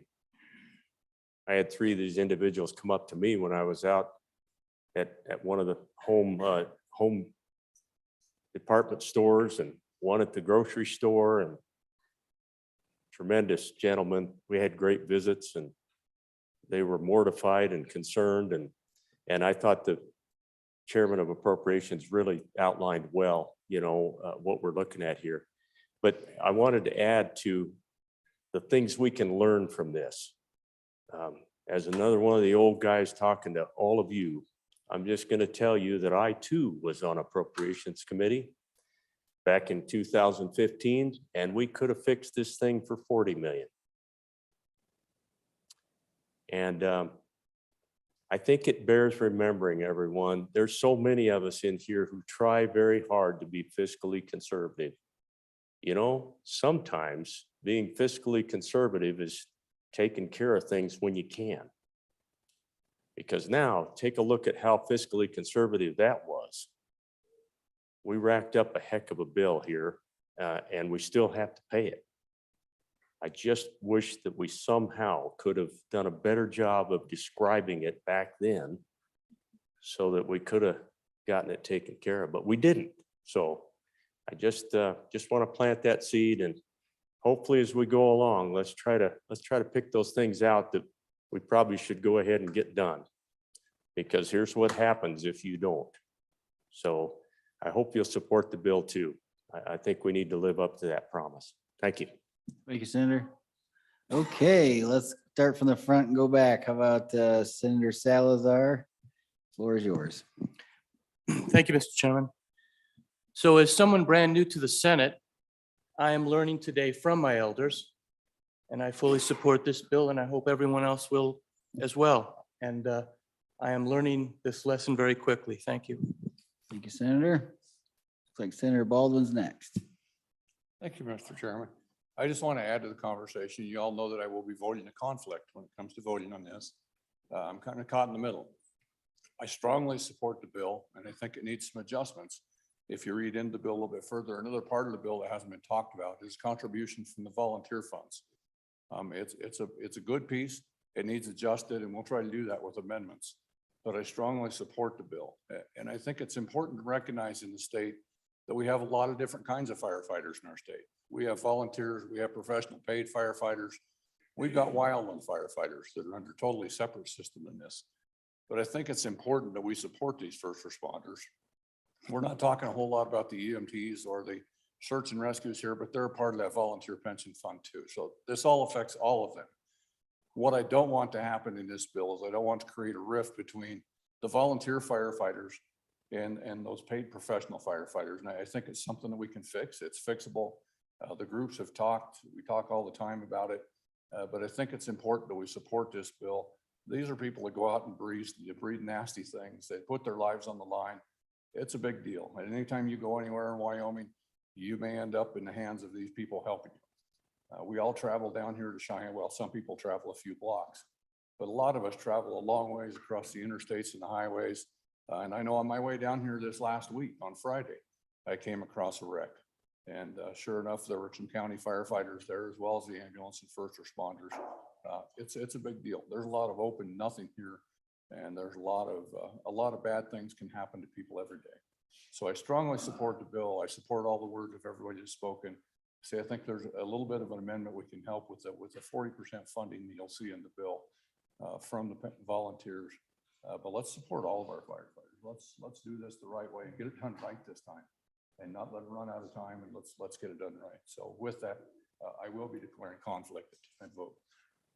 All right, I think Senator Case was next, and then we'll go to President Dockstader. Thank you, Mr. Chairman. I love firefighters too, but I'm a skeptic about this bill, Mr. Chairman.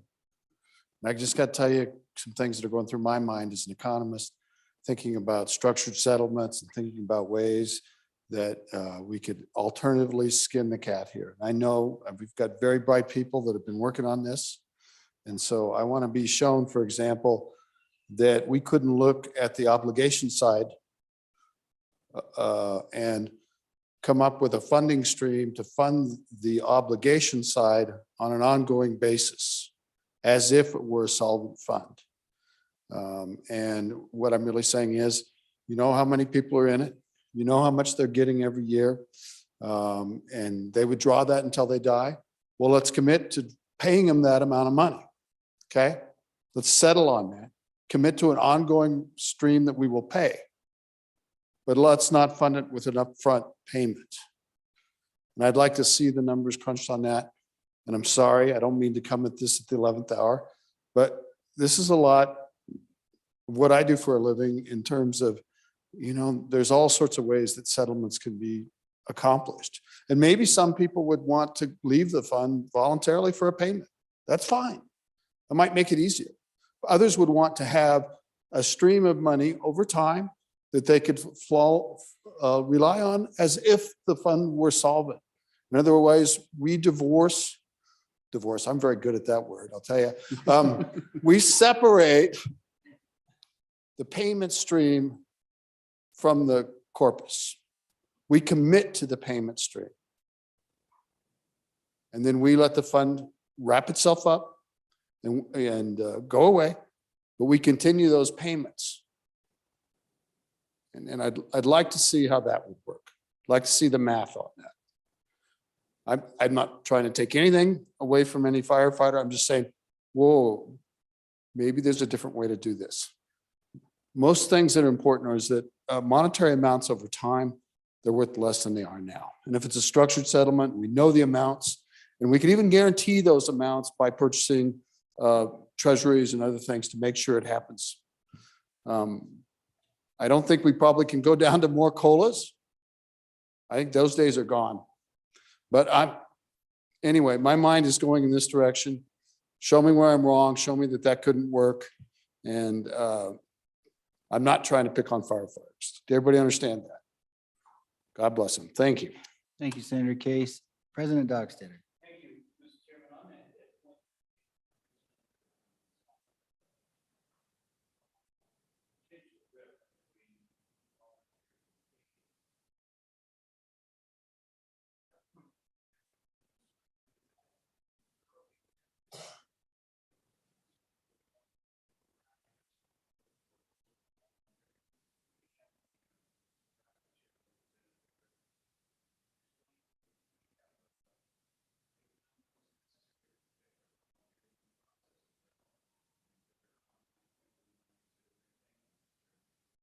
Thank you, Mr. President.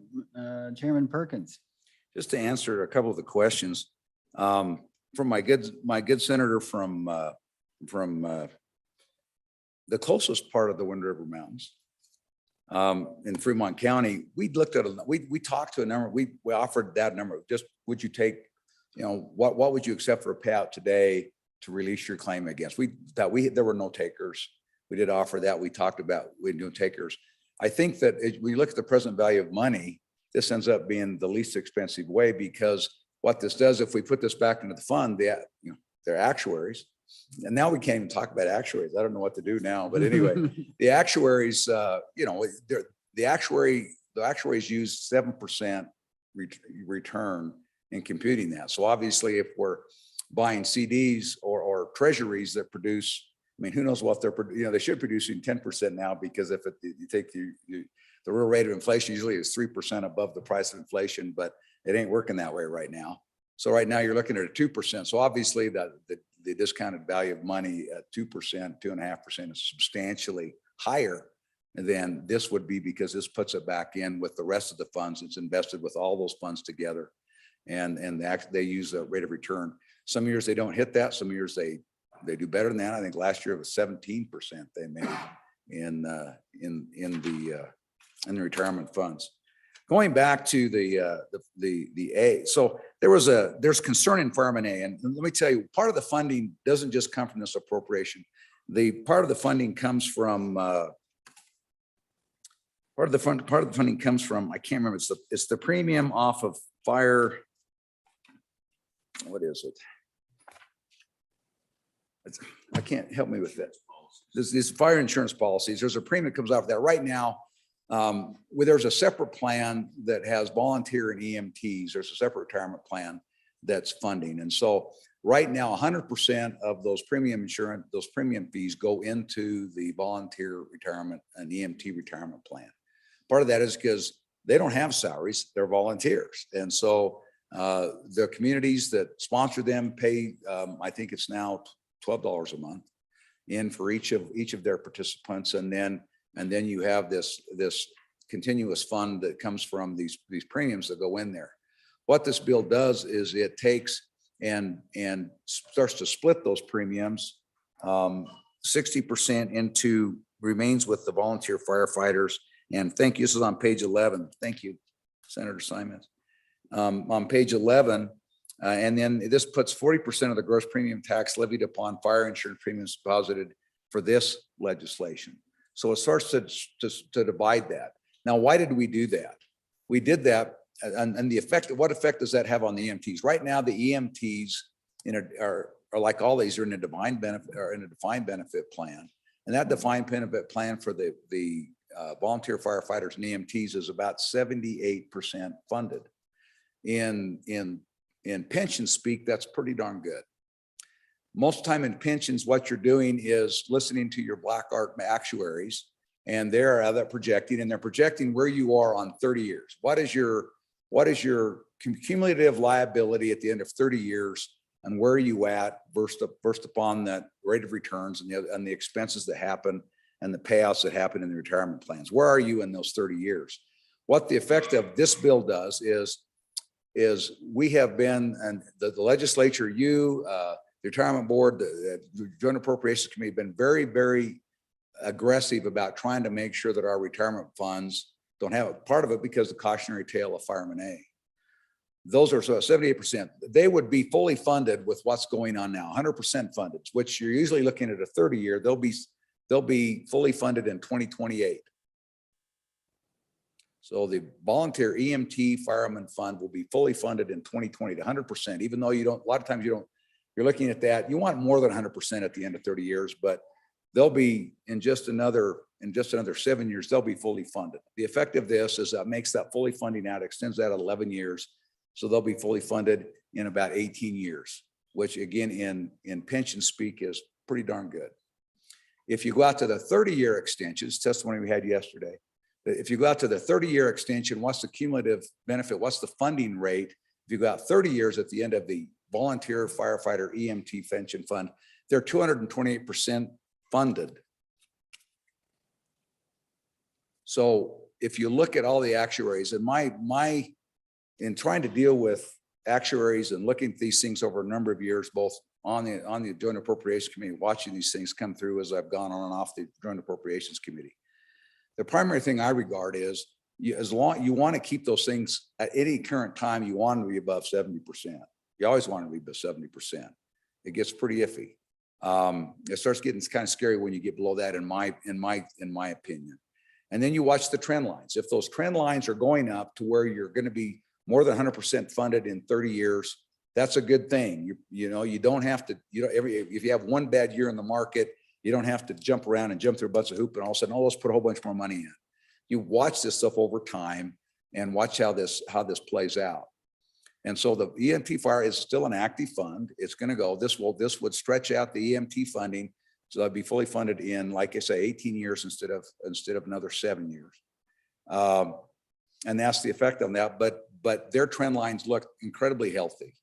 And so changing this it still leaves them probably at least 150, 175% funded at the end of 30 years. And so it's still very healthy. The other thing it's unfortunate, and I will say this because I hate saying this, because actuaries look at life and death. And unfortunately, the life expectancies of firefighters are not very long, not as long as the rest of us. And so the actuaries look out and we have this funding. My guess is within that short time, we'll be able to divert this fund back to the EMT firefighting, because what anticipates is these Fireman A participants and their spouses will die off more quickly, and there will not be the demand on that fund. And this is the unpleasant part when you talk about actuarial status and these retirement funds, because we're talking about dollars and cents, but these are people's lives. We'll take that, so there's an amendment that's coming to do that. We'll talk about that at that time, but I do want to have that information that in doing this, we're not rating one fund to do the other. This EMT fireman fund is on a great trajectory. Most of our funds now are very strong and getting stronger. because of the actions this body's taken over the years to fix those things. We've increased contributions, we've done at the employer levels. We've made sure everybody has skin in the game. We've watched these things very carefully. We watch them every year now very carefully. My second or third year in the legislature, because of this had happened in the big plan, that's why we took all, it used to be that the Wyoming retirement system could grant their own increases in benefits and things like that. We took that power away from them about 13, 14, 15 years ago, so that now no one gets increases in benefits unless this body approves it. So we have the ability to watch these things very carefully. And there's nobody in here that's committed, that isn't committed to making sure that EMT firefighters and volunteer firefighters are well taken care of. And we'll watch this very carefully, so because it's much easier to take mild and minor mid-course adjustments, because the money you have today makes a huge difference on the back end.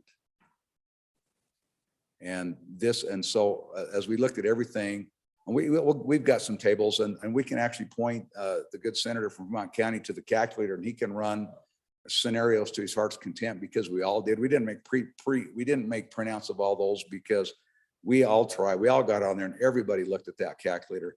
I think it's still available. I think it was available to the public. We'll point you to that, and you can play with it and see where you want to come out on it. And so we'll talk about those others.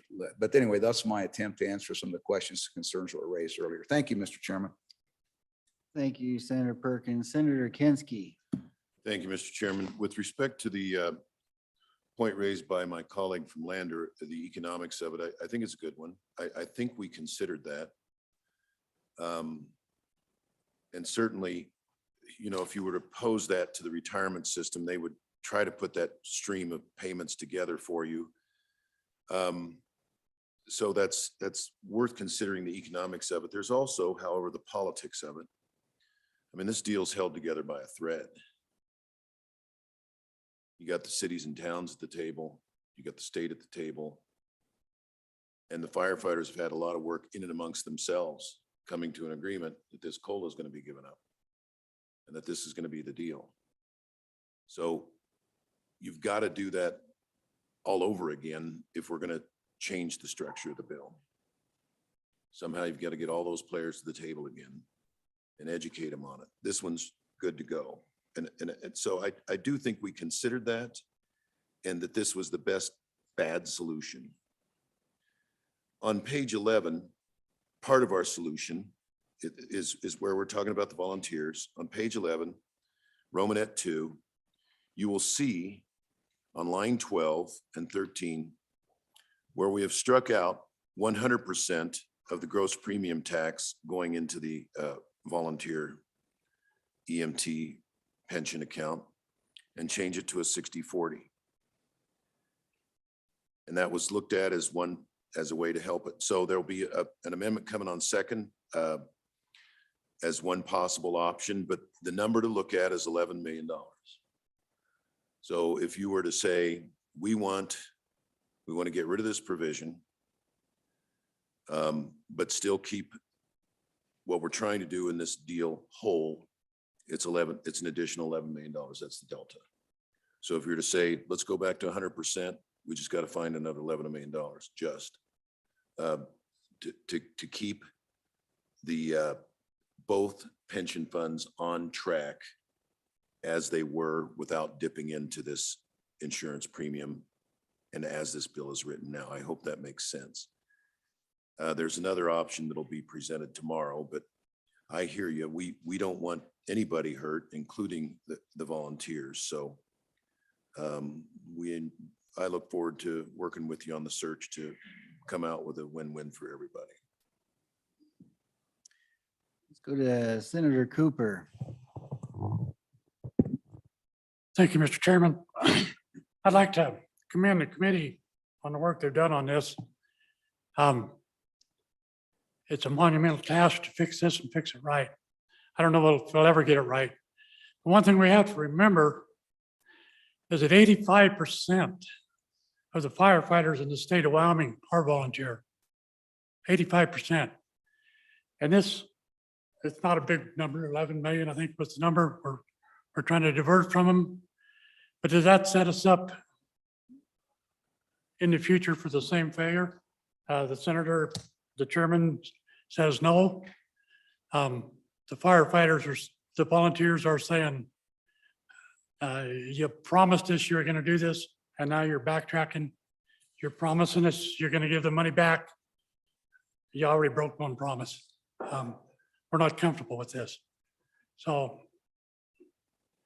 we've got a lot of work to do on it yet. I don't think it's the right answer as it is.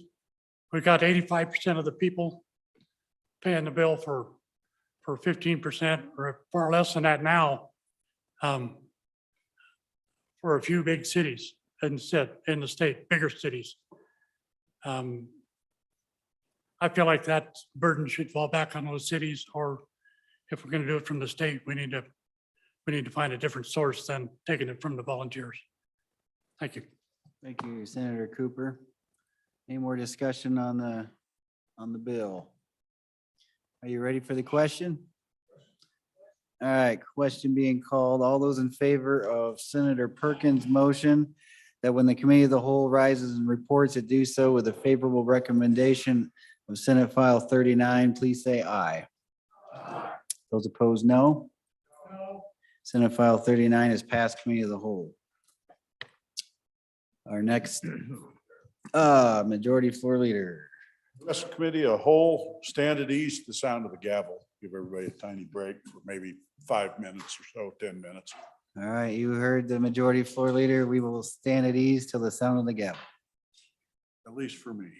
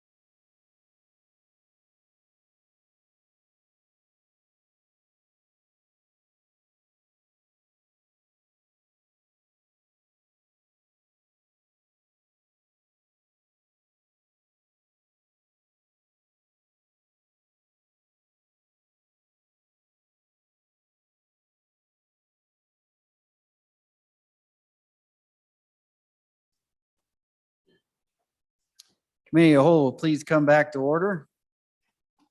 The next Senate file up for our consideration is Senate File 45. The reading clerk will please read the bill. Senate File 45, Military Department Annual Report, an act relating to defense forces and affairs sponsored by the Transportation Committee. Was referred to Committee Number 8, which returned a committee recommendation that it do pass. Ayes, Senators Anderson, Furphy, Landon, McCune, and Pappas. Senator Landon, Chairman. Heard the reading of the bill. What's your pleasure, Senator Landon? Mr. Chairman, I would move that when the committee of the whole rises to report, it do so with a due pass recommendation on Senate File 45. For an explanation of this bill, that is a Transportation Committee interim bill, I would ask that you call on the good Senator Anderson. I would love to. Senator Anderson, the floor is yours. Thank you, Mr. Chairman. This bill does not have any actuarial tables in it. It doesn't have any of those things that we've talked about lately. This bill, all it does is ask that the military department give us an annual report to the governor and the Joint Transportation, Highway and Military Affairs.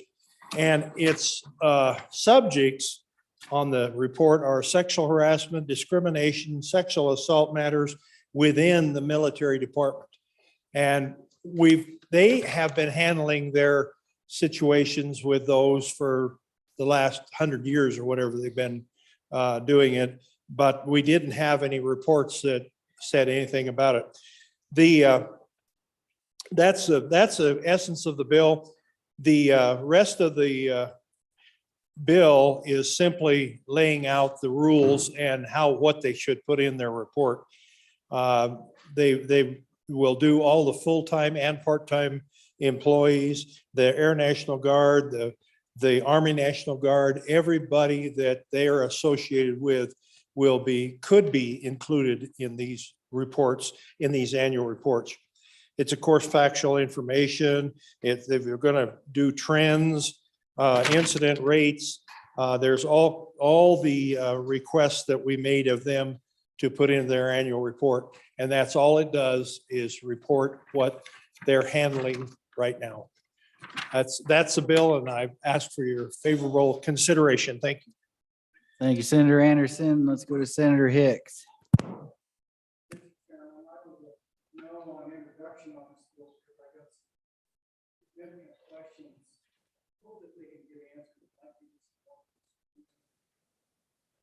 Question I would have is, once we get this report to the Transportation Military Affairs Committee, what are we going to do with it? So what is the legislative body or committee going to do with a report from the military department associated with sexual harassment? So that would be the first question I would ask, is because it's currently an executive branch agency, Mr. Chairman. And so because this will deal with specific sensitive information, and I would assuming that the report would be redacted would be one question, and not actually call out individuals because they do have legal rights under the law. But what will we do with this as the Transportation Committee then once we get this report and we find out there's information in there? So that would be one question. What do we intend to do with the report then? And the second question I would have, because this is an executive branch agency, it looks to me that this could all be done through rulemaking and with the governor's office to provide that direction. So what's the necessity that we put this in the green books? Is it something that can't be covered under executive agency rulemaking and procedures and provide that information back to the executive branch? So those are the two big questions that I have, Mr. Chairman. Thank you, Senator Hicks. Senator Landon. Thank you, Mr. Chairman. To the senator from Baggs, to answer your first question, I would just tell you that we requested during this interim a complete report from the military department, which we received in November. It was comprehensive, and it's one that had not been done in a while. And the result of that meeting and the testimony that was provided during the meeting the Transportation Military Affairs Committee came out with 4 different bills that we think will create a better environment and help us to understand trends or situations that we may be able to deal with. So we felt strongly enough about how beneficial that was in November that we need to have that report yearly. This is a big enough issue nationwide, fellow senators, that I think the Wyoming Senate needs to know what's going on, what we're dealing with, and how often we're dealing with it. So that's the answer to the first question. The second question, help me with what that was. I'm sorry. Senator Higgs. Oh, statutes instead of a rule. Thank you. My apologies, Mr. Chairman. Thank you. So statute versus rules and regs. Rules and regs can be changed overnight. They can be changed year to year. And going back to my previous statement, this is an important enough issue that frankly, we wanted it billboarded in law that this is an expectation. This is what we want to have, and it's going to be given to the Senate every single year. So I hope that answers the question. That's the feeling of your Transportation Military Committee. Thank you. Thank you, Senator. Any further discussion? No further discussion. Are you ready for the question? Question being called. All those in favor of Senator Landon's motion that when the committee of the whole rises and reports to do so with a favorable recommendation of Senate File 45, please say aye. Aye. Those opposed, no. Senate File 45 is passed the committee of the whole.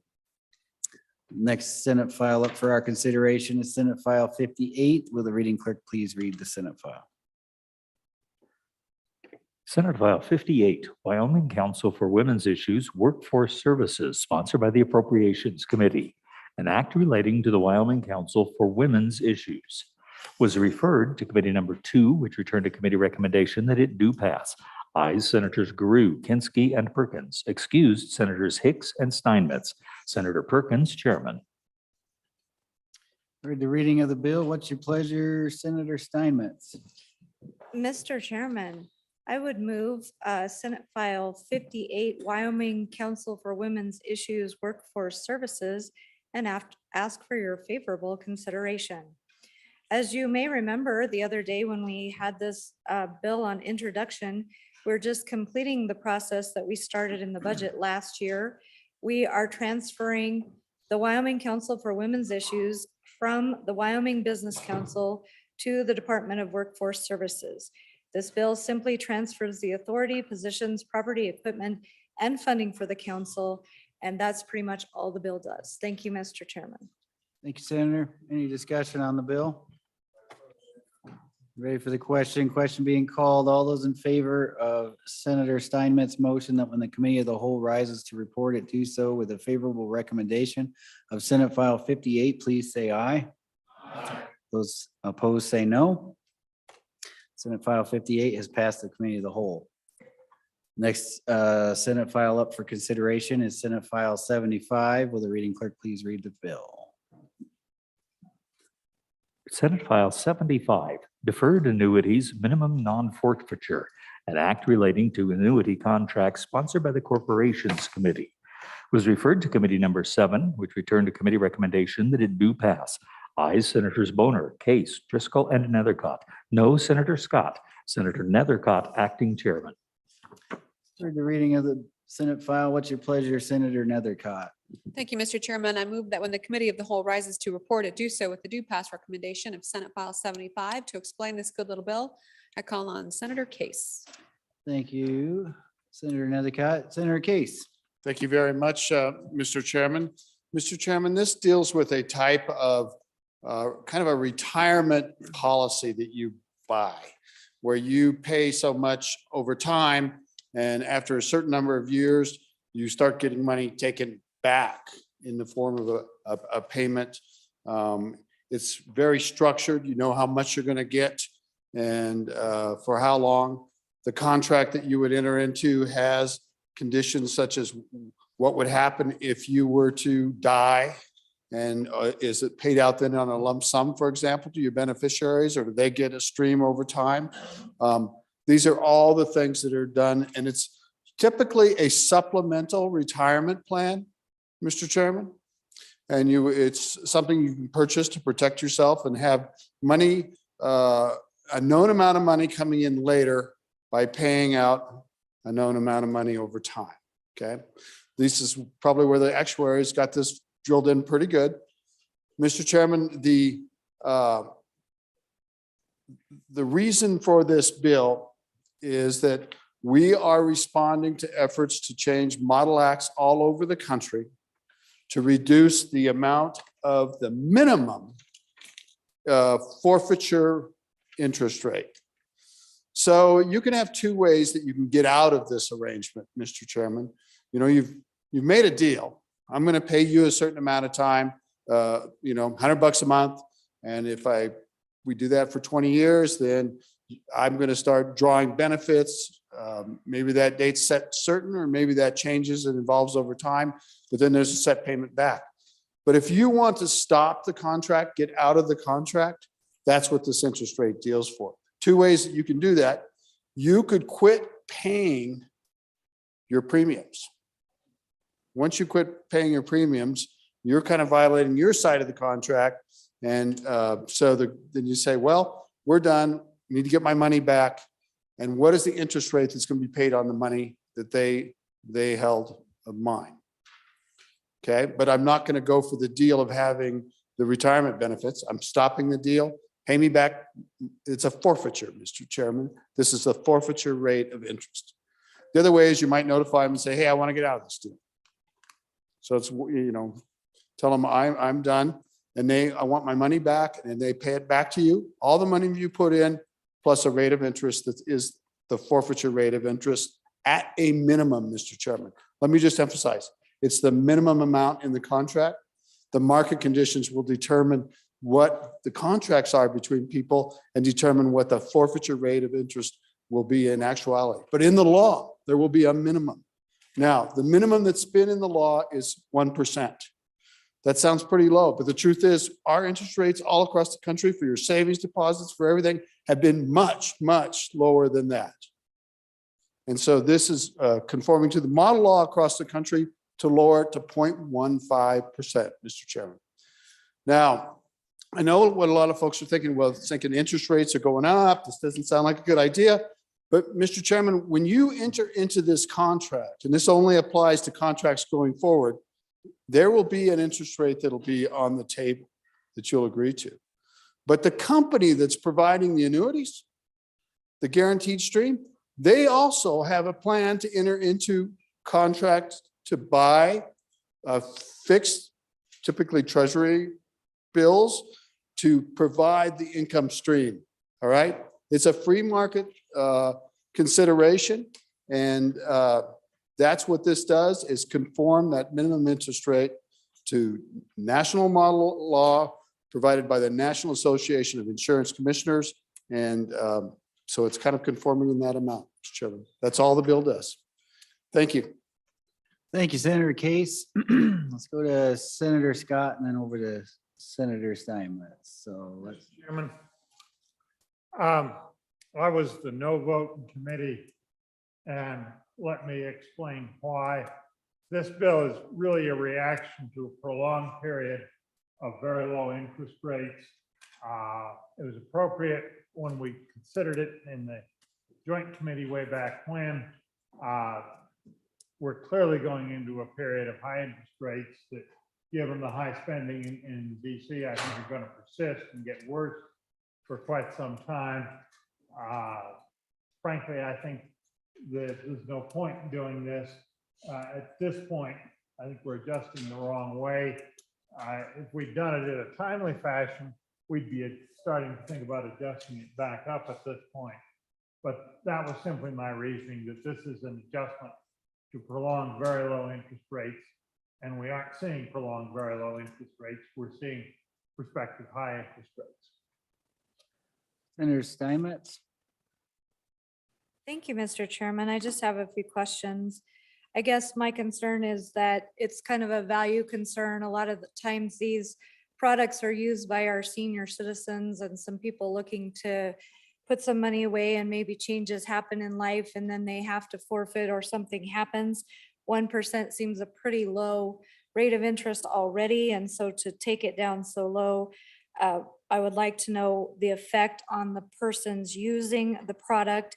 And then also just the reason that we have to go along with a cookie cutter approach. Many times this body is resistant to that. And so the need for that, just would like some explanation. Thank you. Thank you, Senator Steinmetz. Let's go one more to Senator Nethercott. Thank you, Mr. Chairman. As a member of the committee, I think it's important to go back and recall, just for clarity for the body, is that this particular bill was brought to us by the Department of Insurance as part of a model act associated with the National Association of Insurance Commissioners. And so what is important for our state Department of Insurance is that our insurance code remains compliant with the NAIC requirements or the National Association of Insurance Codes. I don't know that we would go out of compliance by not passing this, but I do think it's important to recognize the consistency of which we update our model act and our insurance code to be compliant with the NAIC. And so when our department comes to us, we recognize the importance and significance of that action for when they say, hey, I think it's time that we take some of this statutory action. So, something for the body to consider. Also, the providers of these products certainly support it and support the continuation of Wyoming being consistent as a model act. So those providers of these products continue to provide them to our citizens in the state. Thank you, Senator. Now I'll go back to Senator Case. Thank you very much, Mr. Chairman. You know, in the insurance world, insurance is primarily regulated at the level of state legislatures and state departments of insurance. It's very important to have consistency because always the threat has been if the states don't do it, someone will try to make federal laws with respect to insurance. And it's an area that states have eagerly sought to have uniformity, consistent laws, consistent courts about how insurance is treated to avoid federal regulation. So that's one reason that we have what's called model acts. They're very big in the insurance world, and we've had many of them on this floor.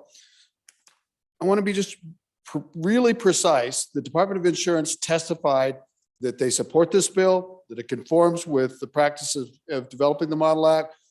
Department of Insurance did not come to us and ask us to do this. They kind of fell right into it when it was brought, but it was brought by a company, Mr. Chairman, and with the full support at every step of the way from the Department of Insurance. The bottom point is that this is a matter of contract, and it's a competitive instrument. It is not as much affected by inflation in that when you lock in the deferred kind of annuity payments, that the company secures investments to make that happen. And so it's less affected by inflation than the market conditions right at the time, okay? It's true that insurance rates, if you're trying to negotiate insurance right now, or not insurance, but interest rates, you're talking to your bankers, they're all probably talking about interest rates going up because of the inflation that we seem to be experiencing in the country. That's not exactly appropriate in this case for specific purpose, Mr. Chairman. This is a contract between two parties. They get their money back. The question is, what will be the market conditions that will dictate when they get the contract? There will be a rate. And this is just the absolute minimum rate. There's several, if you look in the law at this point, there's several characteristics about how that rate would be calculated. And it just says no less than this. And it has several other steps in getting it. So I assure you, this is like the markets will provide this product. People will buy it. It's a good product for them. It allows them to protect themselves.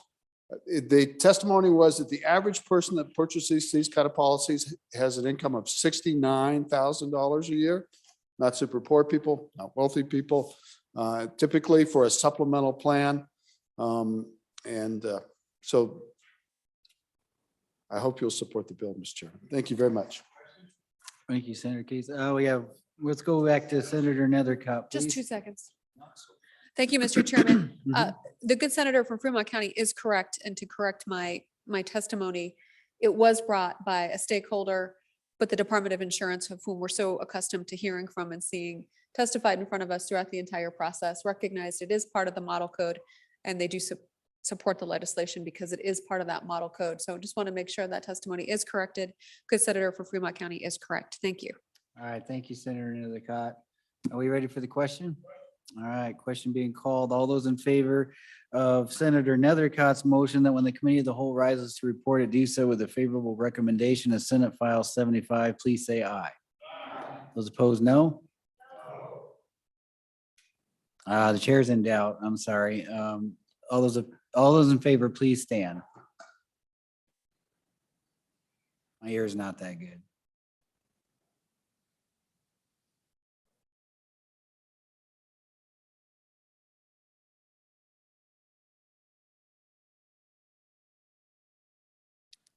Okay, all those opposed? All right. So Senate File 75 has passed the committee of the whole. Mr. Majority Floor Leader. Oh, yeah. Mr. Chairman, I move the committee of whole rise and report. You heard the motion. All in favor, say aye. Those opposed, no. Thank you very much. Motion carried. Thank you.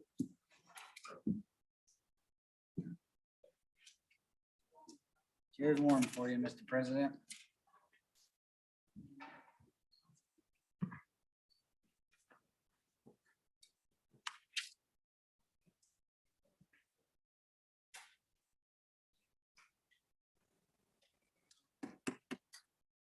Get the report to read. Just read the report, please. Mr. President, your committee of the whole, having had under considerations bills on general file, begs leave to report as follows. Senate File 2, do pass amended. Senate File 40, do pass. Senate File 57, do pass. Senate File 59, do pass.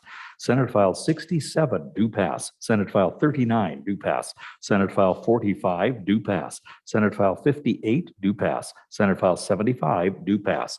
Senator Piteman, Chairman. You've heard the motion. All those in favor say aye. Those opposed, nay. Oh, sorry. Yeah. Getting back into the routine, sir. Go ahead. I'm already in the next meeting in my head. Yeah, we can do that. All right, Mr. President, I move for the adoption of the committee of the whole report. There we go. Now, you've heard the motion. All those in favor say aye. Aye. Those opposed, nay. Thank you, Chairman Piteman.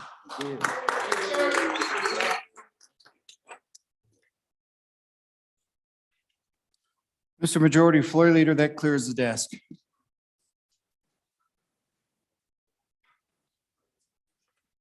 Thank you, Mr. President. First off, nice job, Senator Bateman. Well run today.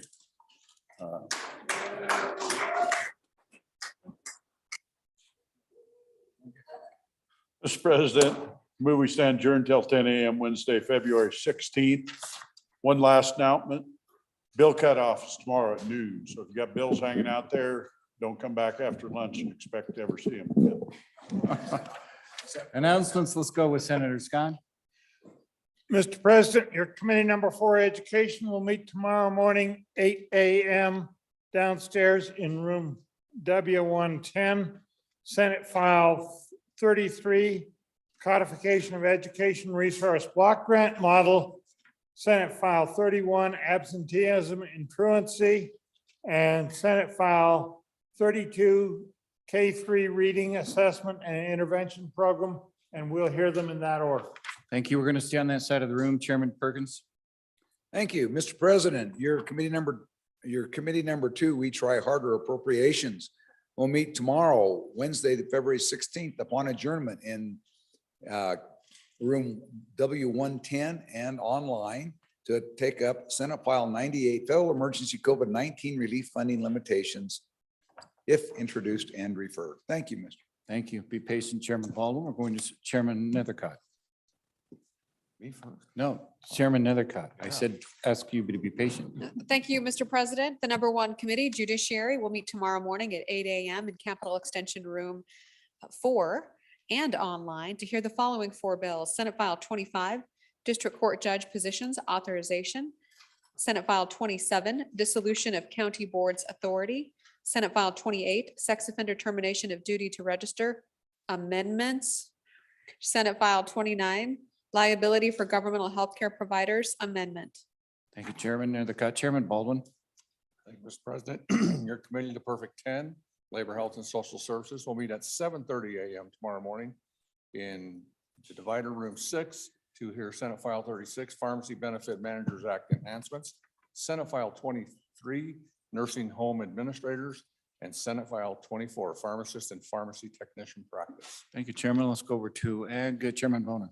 Thank you, Mr. President. Your committee number 5, Agriculture, will meet today upon adjournment, say at 5:30, starting in room W2 in the extension and online. We will consider Senate File 10, Predator Control, Senate File 8, Weed and Pest Reorganization, and Senate File 9, Revenue Bonds for Agricultural Endeavors. Thank you. Further announcements? Further announcements? Chairman Anderson. Mr. Chairman, Mr. President, your favorite committee, Minerals, Business and Economic Development, will meet tomorrow at noon on noon recess in the Capitol Extension Room W004 and online. We'll hear bills SF 35, Electric Vehicle Charging Stations Regulation Exemption, SF 46, Solid Waste Cease and Transfer Program Funding, and Senate File 47, Carbon Storage and Sequestration Liability. Thank you. Thank you. I don't know how you knew it was my favorite. Any further announcements? Any further announcements? All right, with that, you've heard the motion. All those in favor say aye. Those opposed, nay. Stand adjourned until 10 a.m. Wednesday, February 16th.